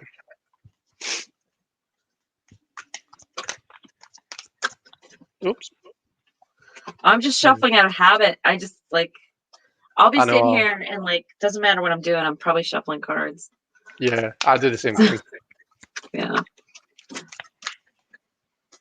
So Woven Pixel, a wee general reading. So let's have a look. So I'll do the same thing for you as what I did for Jackie. So we've got the Knight of Wands. So I mean, right away, coming out as your strength, we've got this high fire energy. That's really kind of a active energy, and the field of the suit of wands, which is all about your passion. It's your purpose. It's the things in life that actually matter to you and that are going to have a lasting effect.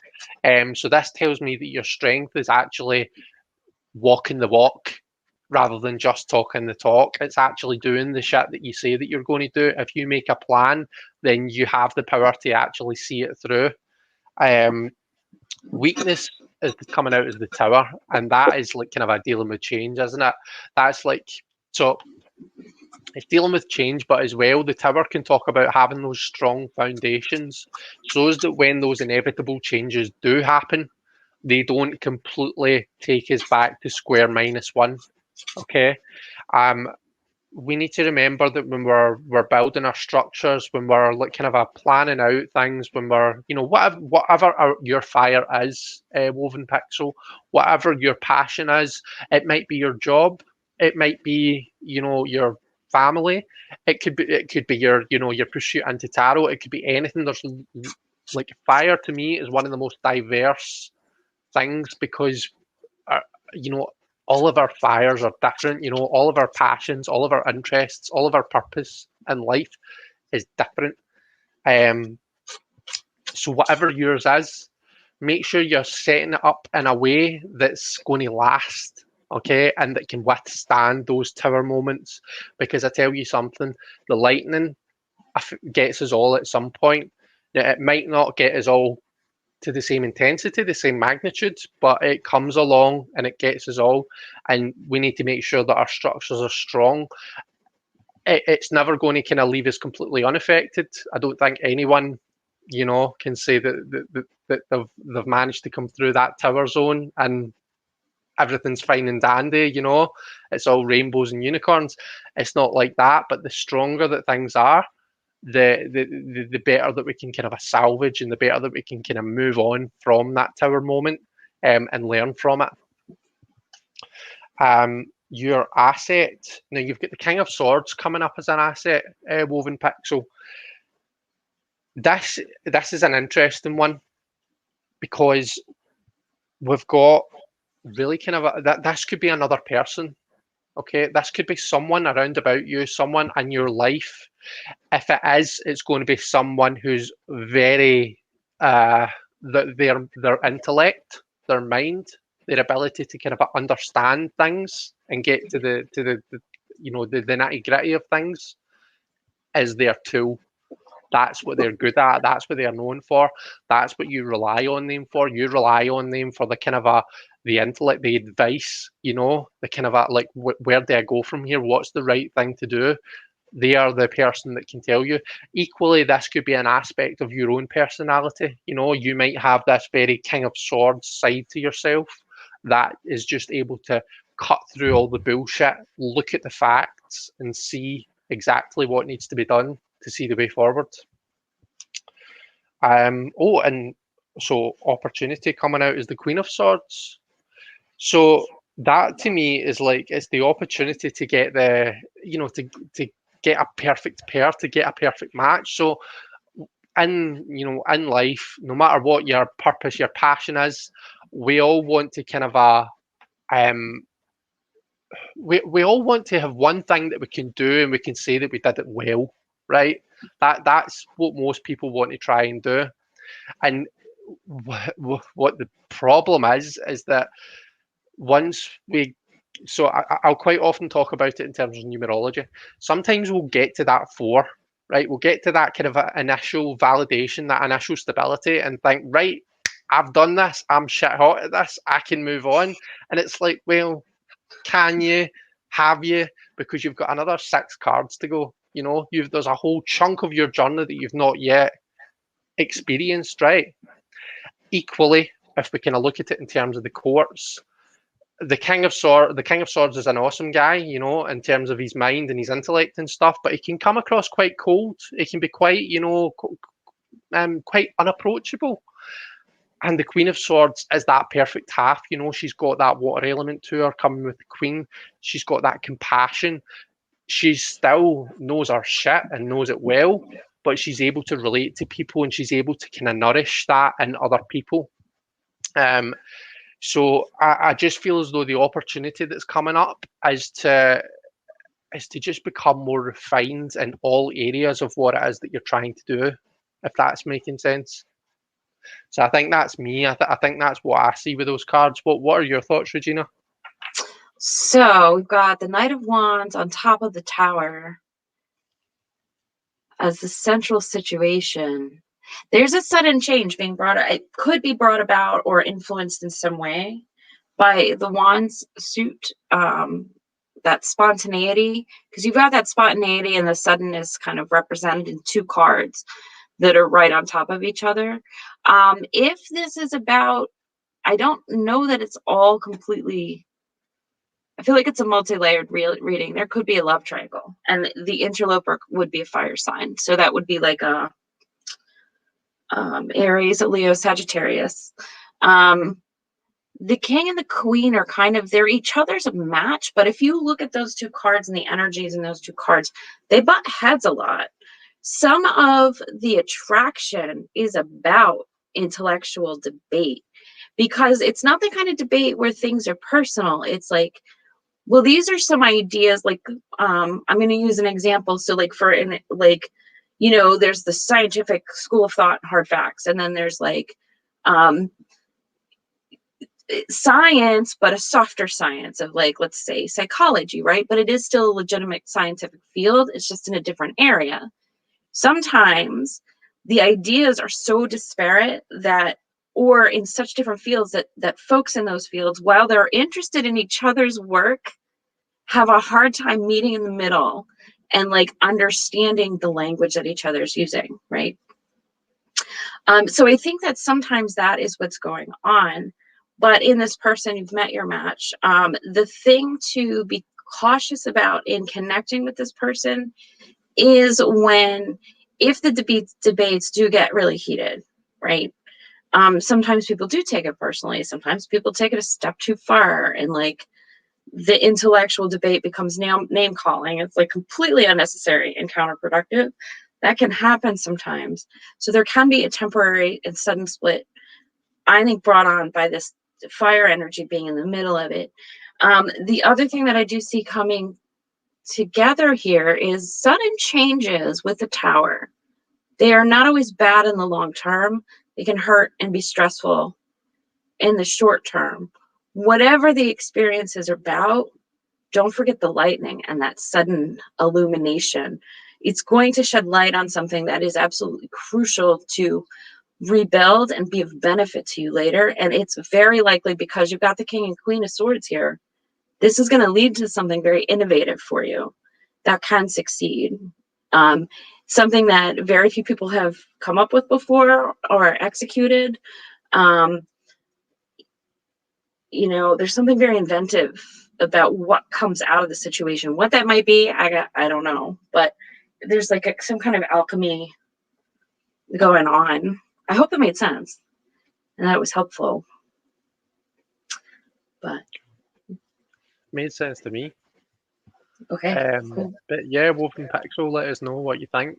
You have said here it's making sense, so cool. Okay.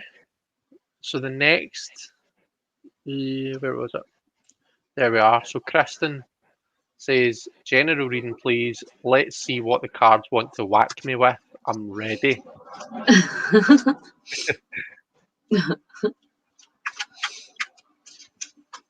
I don't have a song. I'm like, there needs to be a song for this. But I don't have any song with the word whack in it. Oh. Do you know what I've often thought would be cool? What? See if I could sing and if I could like play piano like a hell of a lot better than what I can. Like, see, just having a wee session, like a wee jamming session, but where the cards dictate what songs. Do you know what I mean? Oh like, my gosh. That would be cool.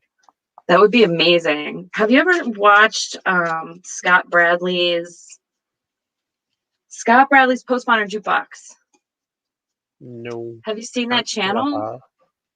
No, I'll need to look it up. Scott Bradley's post. He's been going live with his piano and taking requests, and then they do lightning rounds. It's crazy and it's so much fun. It brings me so much joy. But I think you would love him. So then the lightning rounds happen after, like, when he does the request shows, like he'll play Jenga, and when the tower falls, that's when the concert ends. Right. And he does a lightning round. Oh, that's quite cool. It was like amazing. So we could totally steal that and do it. I mean, we can't use Jenga though. It's got to be something else. Yeah. We'll integrate tarot. I can't play anything to any degree of competency where I would be able to do it. But maybe if we come back in like 20 years, then right. Or we could we just make it up. Be like, listen, this is minimalism. It's say it's like an avant-garde thing.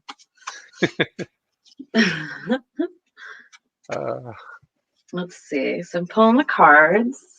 Oh, I think I knew this guy was going to show up. Interesting. Okay. So I have 2 of Wands, King of Cups, and the 6 of Cups.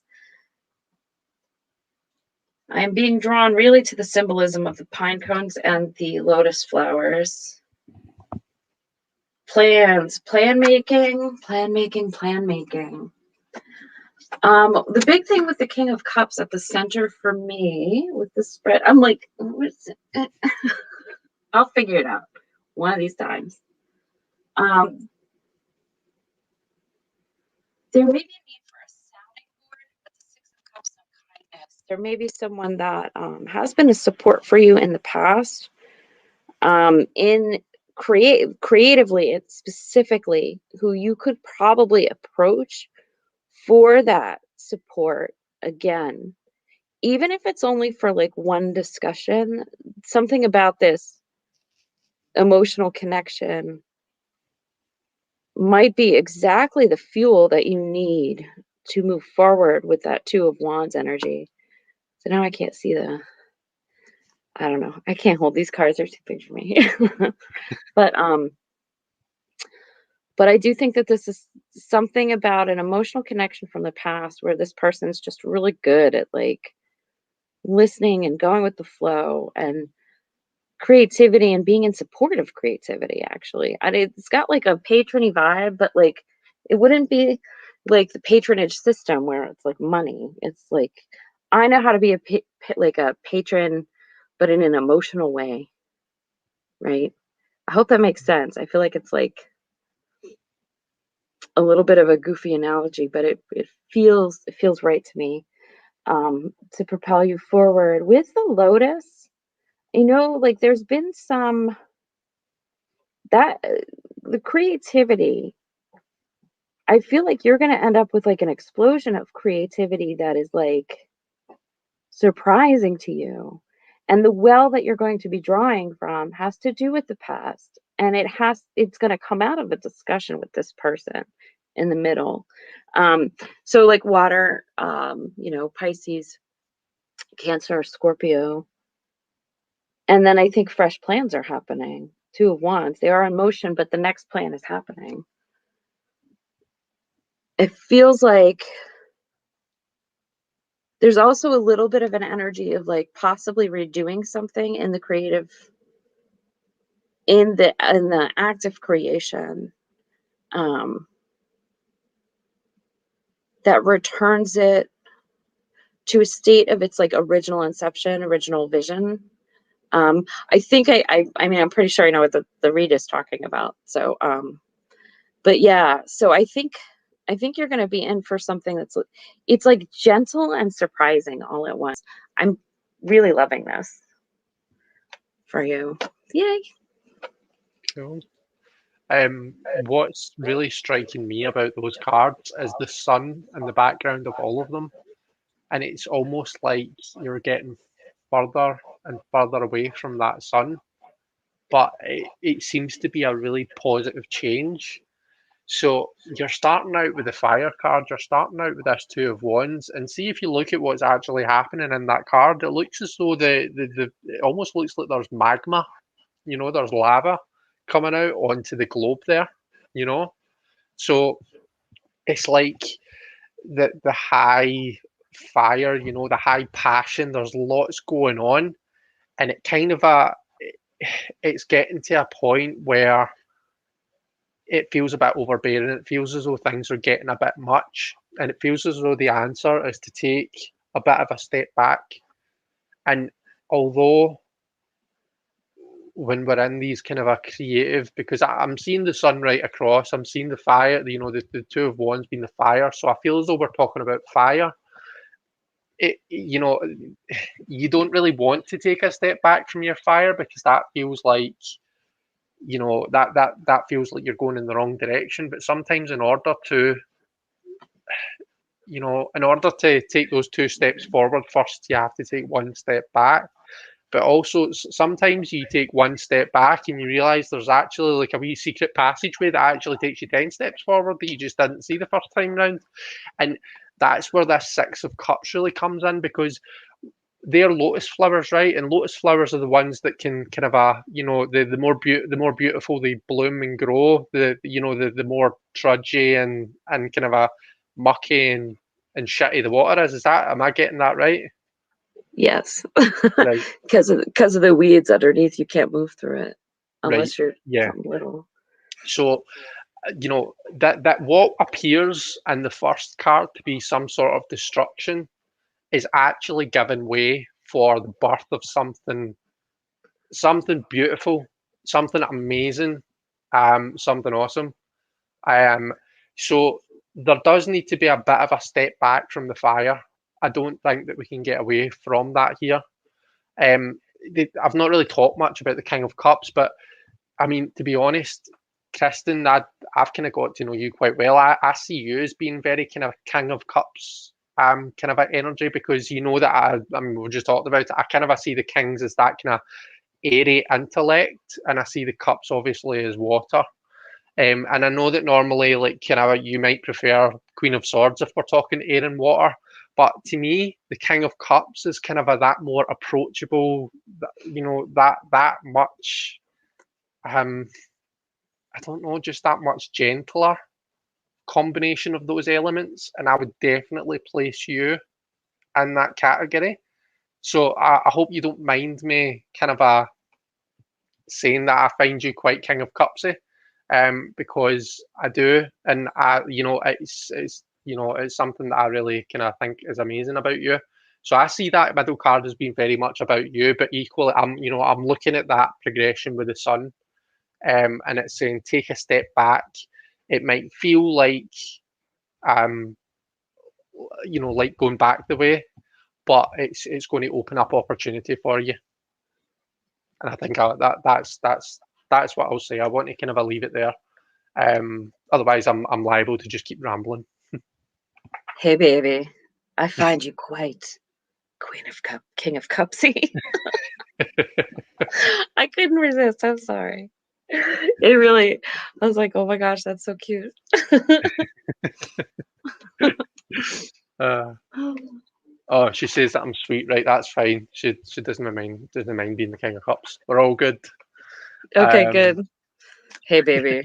I can't stop doing that now. Oh my gosh. Here we go. That's all right. I'm Let's good. see. Calm down, brain. Kristen says Woven Pixel's name is Danielle. Okay, I'll remember that. Thank I'll you. hopefully remember that. Danielle, it's lovely to have you here. Right, let's see. When I was saying Danielle, I was probably talking about Tarot Trainee, because Tarot Trainee's name's Danielle. Wait, you see, now everyone's just going to get called Danielle. If I'm not sure what your name is, Danielle. Your name might be Roger. That's a good policy. Yeah. I think that's a good policy. Right, I'm sure we've got another question, because I'm sure I saw someone else ask about Mother's Day. Okay. Let's see. It was like Debbie and Sue.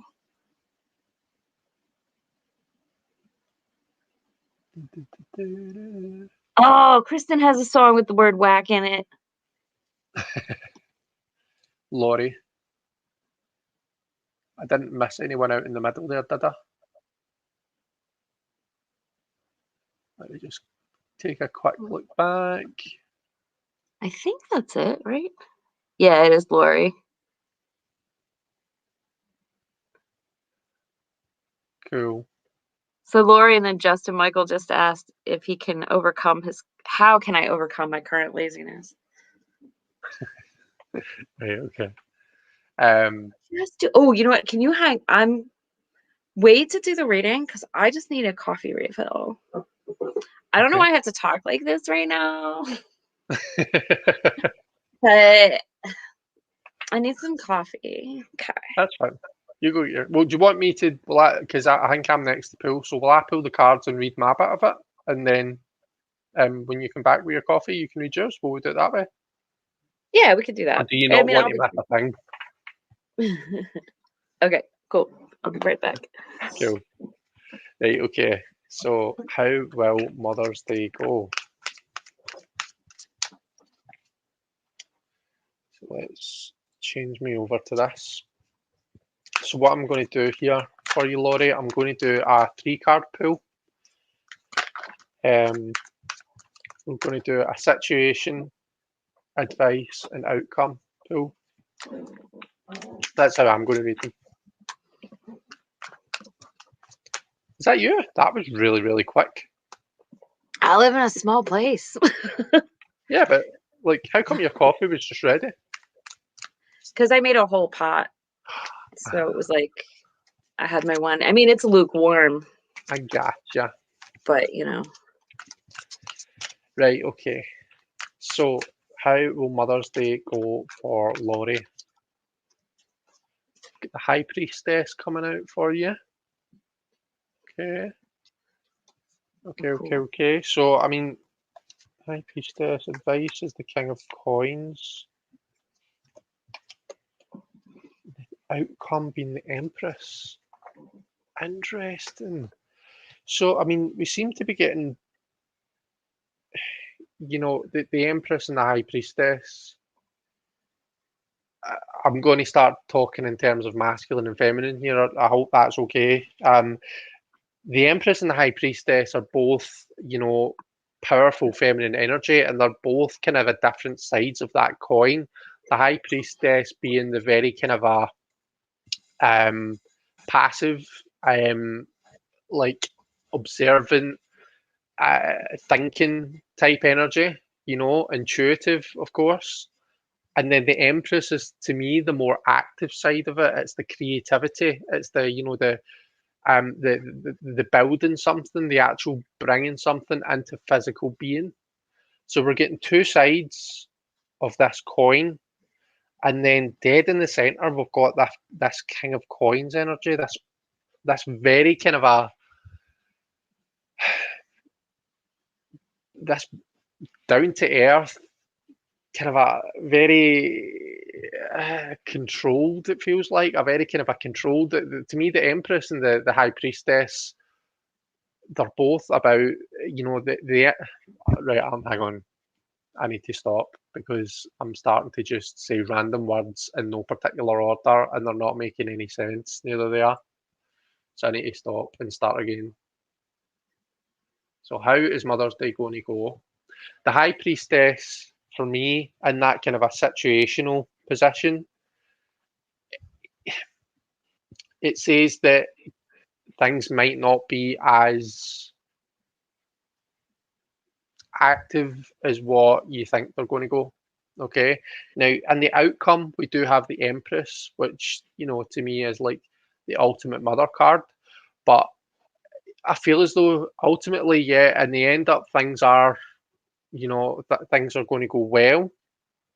But I just feel as though there's a bit of a slow start, if that makes sense. That's how I'm reading these. And the advice card in the middle, that King of Coins, I mean, that's so far removed from, like, I just don't feel as though he belongs there. I'm having a bit of trouble, so I think I need to have a think about these. Do you want to go, Regina? Do you want to say what you think about these? Sure. And I'll have a think and come back. So I am going to, I have a song. I can't help it. I'm sorry. I don't know if you guys even know this band, but Here Comes Your Man, is kind of the whole reading for me, and it hinges on the King of Pentacles. Right. So what we have at the beginning is with the High Priestess, we do have like a little bit of a nebulous kind of a day. Like the morning may feel like nothing's really happening. It might be a little bit lazy and slow. You might have like kind of a gut feeling about what might be happening, but it doesn't seem to get started. So what it feels like to me is that throughout the day, it like moves slowly, but then more toward evening, you do have some activity. And it is, I mean, literally the Empress card is all about the mother. And I think in this instance is all about you. But I think ultimately what's going to be happening with Mother's Day is that your man is the one everything hinges on. Like quite literally, that's why I was singing that song. With the King of Pentacles being very slow, very steady, very thorough, and is like, well, the kids didn't show up. This is plan B. Like he has it's going to feel like there's nothing, but he definitely has something mapped out in his head to make sure that your needs are taken care of. So, I don't know if you ever experienced this, but like sometimes you might, like extended family, like different times of year, like there's some things are more sensitive than others. And a lot of times we are terrible with dates, which is really bad. Sometimes folks take it personally and get upset.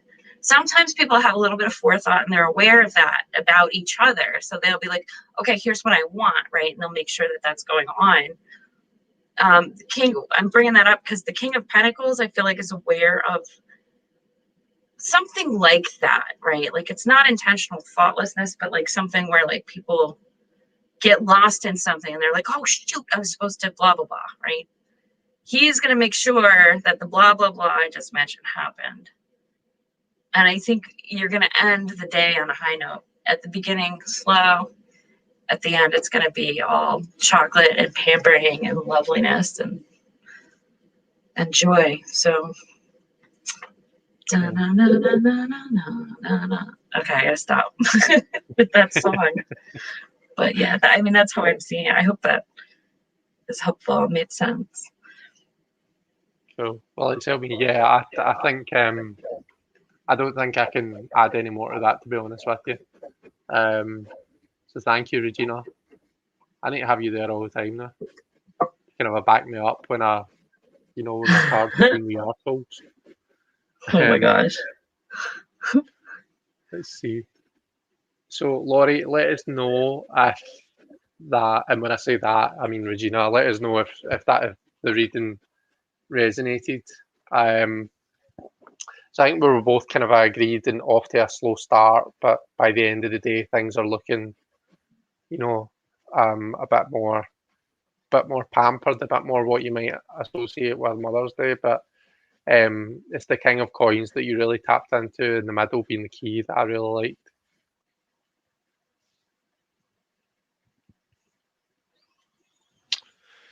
So, did you say Justin had a question? He did. How can I overcome my current laziness? I see it. Yeah. Did I forget to respond to something? Like I was looking at chat. Oh my gosh. No? I need an IV drip of coffee, I think. No, you're all good. Okay. So Justin is asked, can I have a reading? How can I overcome my current laziness? All right. So I'll let you pull, and then this will be the last reading of the night, guys. I don't think we've got any more questions, and that takes us to a nice. Oh, we're just after 11 just now. Oh wow! Perfect timing. I am embiggened. Yeah. Okay, how can Justin? Oh, Justin's asking how you make your coffee. Do you use a percolator? I do use a percolator. Yeah. We have a 5-cup percolator, it's like a weird size. I need to look first because I do this and then I can't see what I have. Oh, interesting. 7 of Swords, Page of Coins, and the 5 of Cups. Oh, come on. All right, Justin.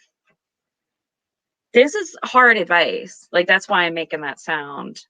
So the advice that I'm getting here is, the first thing is strategic thinking. So I think one of the things, like if you really do think you're lazy, and you really do want to address it, there's like a whole bunch of tricks that, like, you have to trick yourself into doing a thing, right? Or not doing a thing, as the case may be, whatever it is. And I say not doing a thing because we have the 5 of Cups at the end. Is it 5 Cups? Yep, 5 of Cups. So yeah, so strategic thinking really is the thing. Yeah. It's like, if you like anything that will help with a behavior change that and even if we know in advance that this is me tricking my own brain, how is that actually going to work if I know I'm tricking myself?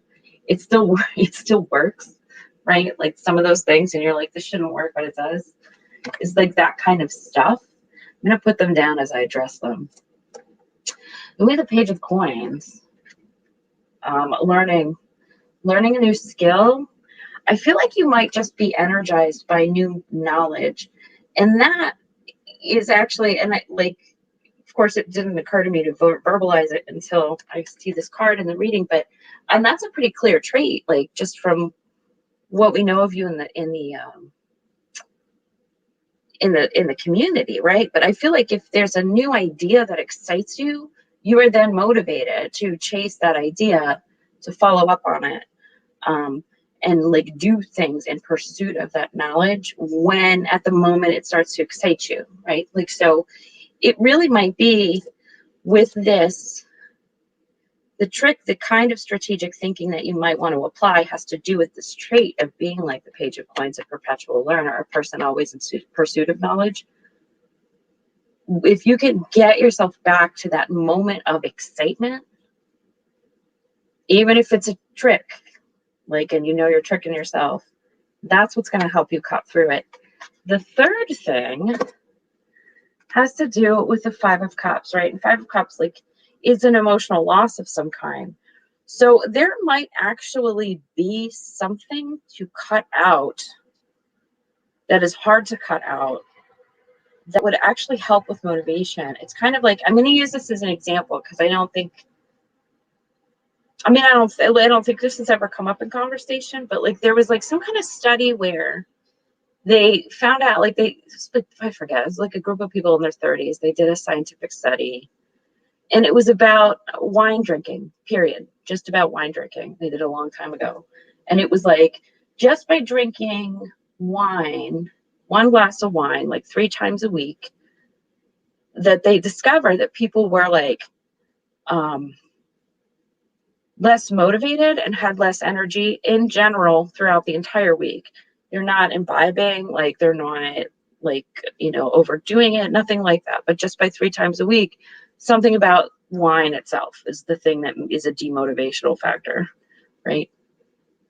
And then by cutting that out, finding that they had more energy by like leaps and bounds more from their subjective experience was like crazy to them. Like they're like, this doesn't even make sense. There might be something that's like that, like, again, not diagnostics, but like a food sensitivity or just something that for a fact drains energy from you, and if you just didn't do it, you'd probably be more motivated, right? In whatever capacity that might be. So that's kind of what's coming through. I mean, at least the person on the Five of Cups card is kind of nice to look at, right? Like, there's that. But yeah, strategic thinking is probably the biggest thing. And that spark of interest at chasing down new knowledge. Yeah. I'm hoping that's helpful. I definitely agree with the kind of a strategic thinking. I think your Five of Cups there is so Justin is Pisces. He's my Pisces brother. He's very kind of I think at the end of the day it comes down to emotions and how your emotions are falling. That affects your motivation, which ultimately informs how lazy or not lazy you're being that day.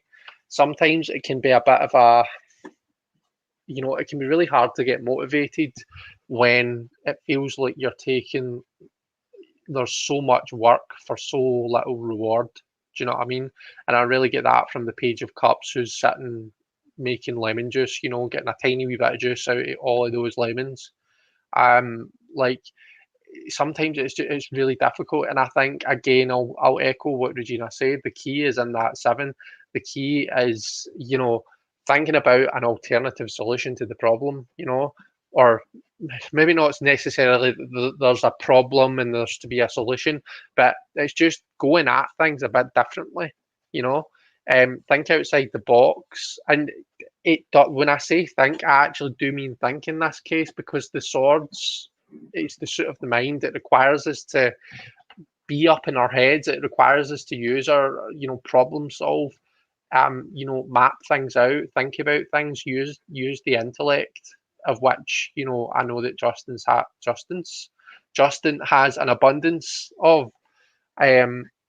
So if you're thinking you're lazy, then that tells me that you're like, right, I need to do, these are my things that I need to do, and I'm not getting them done. Therefore, I'm lazy. That to me is what that suggests. But what I want to say to you is think about an alternative way to tackle that this circle that I'm drawing in midair, which is everything you need to do apparently. Think about a different way to tackle that. Can you break it down? So, for example, rather than saying, well, I've got this week and I've got all 20 of these things to do, in which case sometimes it can just feel like you're juicing lemon after lemon after lemon. Why don't you break it down and say, right, okay, well, what I'm actually going to do is I'm going to break that down. So today I'm going to do these 3 things, right? And this is where the problem solving, this is where the thinking comes in, because this is where it becomes about, right, okay, what can I do that's actually manageable? Because if you set yourself objectives that aren't manageable, then, you know, you aren't going to get there, you know. Break it down into smaller, today I'm going to get this done, tomorrow I'll tackle that, this particular thing is an absolute bastard of a thing, so I'm going to get commit all of Sunday to getting that done, etc., etc. That's just an example of how you might use that Seven of Swords, cunning and intellect and energy in order to, just look at the task a wee bit differently, so as that you're more motivated to doing it, and you don't feel as lazy. And at the end of the day, there's that Five of Cups coming in saying that it's an emotional issue, as well as an issue of the mind, as well as an issue of the tasks that you need to get done. Don't beat yourself up, don't be too hard on yourself, do you know what I mean? I'm sure if there's something that absolutely needs to get done, I'm sure if Stephen's kind of a choking in the other room, then you're going to spring into action and you're going to go, the things that really matter. I know you, Justin, and I know that you show up for them. So just give yourself a bit of a break, and just give yourself a pat in the back every now and then. That's me.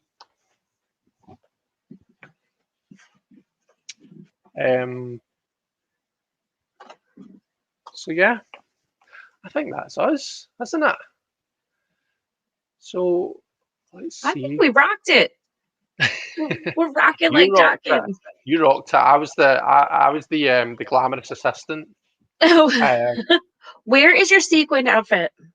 You need your uniform. What sequined outfit? That's what the assistant wears. Oh, right, okay. Isn't that everywhere? It's funny. I was like, it's not the first time someone said that to me, and I was trying to think, why has somebody implied that I have a sequined outfit before, and it's because I was the quiz master for my work, my team's Christmas quiz. So yeah, there was chat about me having like a sequined blazer, and I was like, oh wow, how does Regina know about that joke? But yeah, turns out it's just complete. Anyway, right, okay, Justin, I hope that was okay for you. I hope that made sense. Oh my gosh, you're welcome. I'm blushing over here because I'm reading though. Thank you. I don't know how to not blush. Does anybody know how to do that? Oh, listen, see if you ever figure it out, then you need to go back in time and tell my high school self, because not even just my high school self. I see when I get embarrassed, it's like my face becomes like the sun. Like you can probably feel the heat from where you are. I just have this peely wally, like that means pale, like pale Scottish skin that just goes bright red. So wow. yeah, if you ever figure it out, then do tell me. Right, I'm just having a wee nosy at the chat. Laurie says that her reading made sense. So, and I think she also said something about her husband. There it is there. My husband's sitting here and he says that's right on. There you go, Regina. That's amazing. Justin says it's the sugar. Oh my gosh. Sugar makes me feel like I'm in a coma. Well, you're very welcome, Justin. I'm glad that you enjoyed. So Deanne's shared your Etsy again, and I don't know if anybody shared Regina's YouTube channel in the chat, but what I'll do is now that I'm not going to spoil the surprise because you were my surprise, I'll in the description of the video I'll go back and I'll put those links in the description so that anyone who wants to check out Regina's channel or Etsy, and obviously everyone, you know, if you're not already subscribed, which I'm sure you are, if you're here, you know, if you're subscribed to me, then that automatically implies you're going to be subscribed to Regina. But I'll put it in the description for you anyway.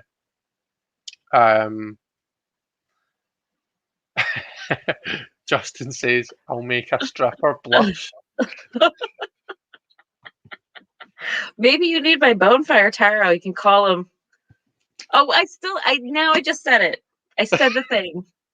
Kind of halfway. See, okay, so before we started broadcasting, I was saying that every time I bring this out as my working deck for a day, that I do get a lot of people who do that kind of work as clients that day. I don't know what it is about this deck. Yeah, that did make me chuckle when Justin said that at the end there. Oh my gosh.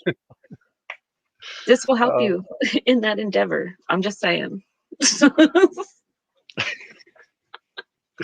Cool. And then lovely Deanne has shared the link to your YouTube channel Oh my in the gosh, chat thank for you. everyone who's here.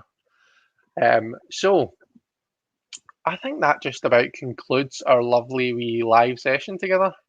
So that just leaves me to say, Regina, thank you so much for coming on and for, you know, putting up with me for 2 hours, 16 minutes and 40 seconds and counting.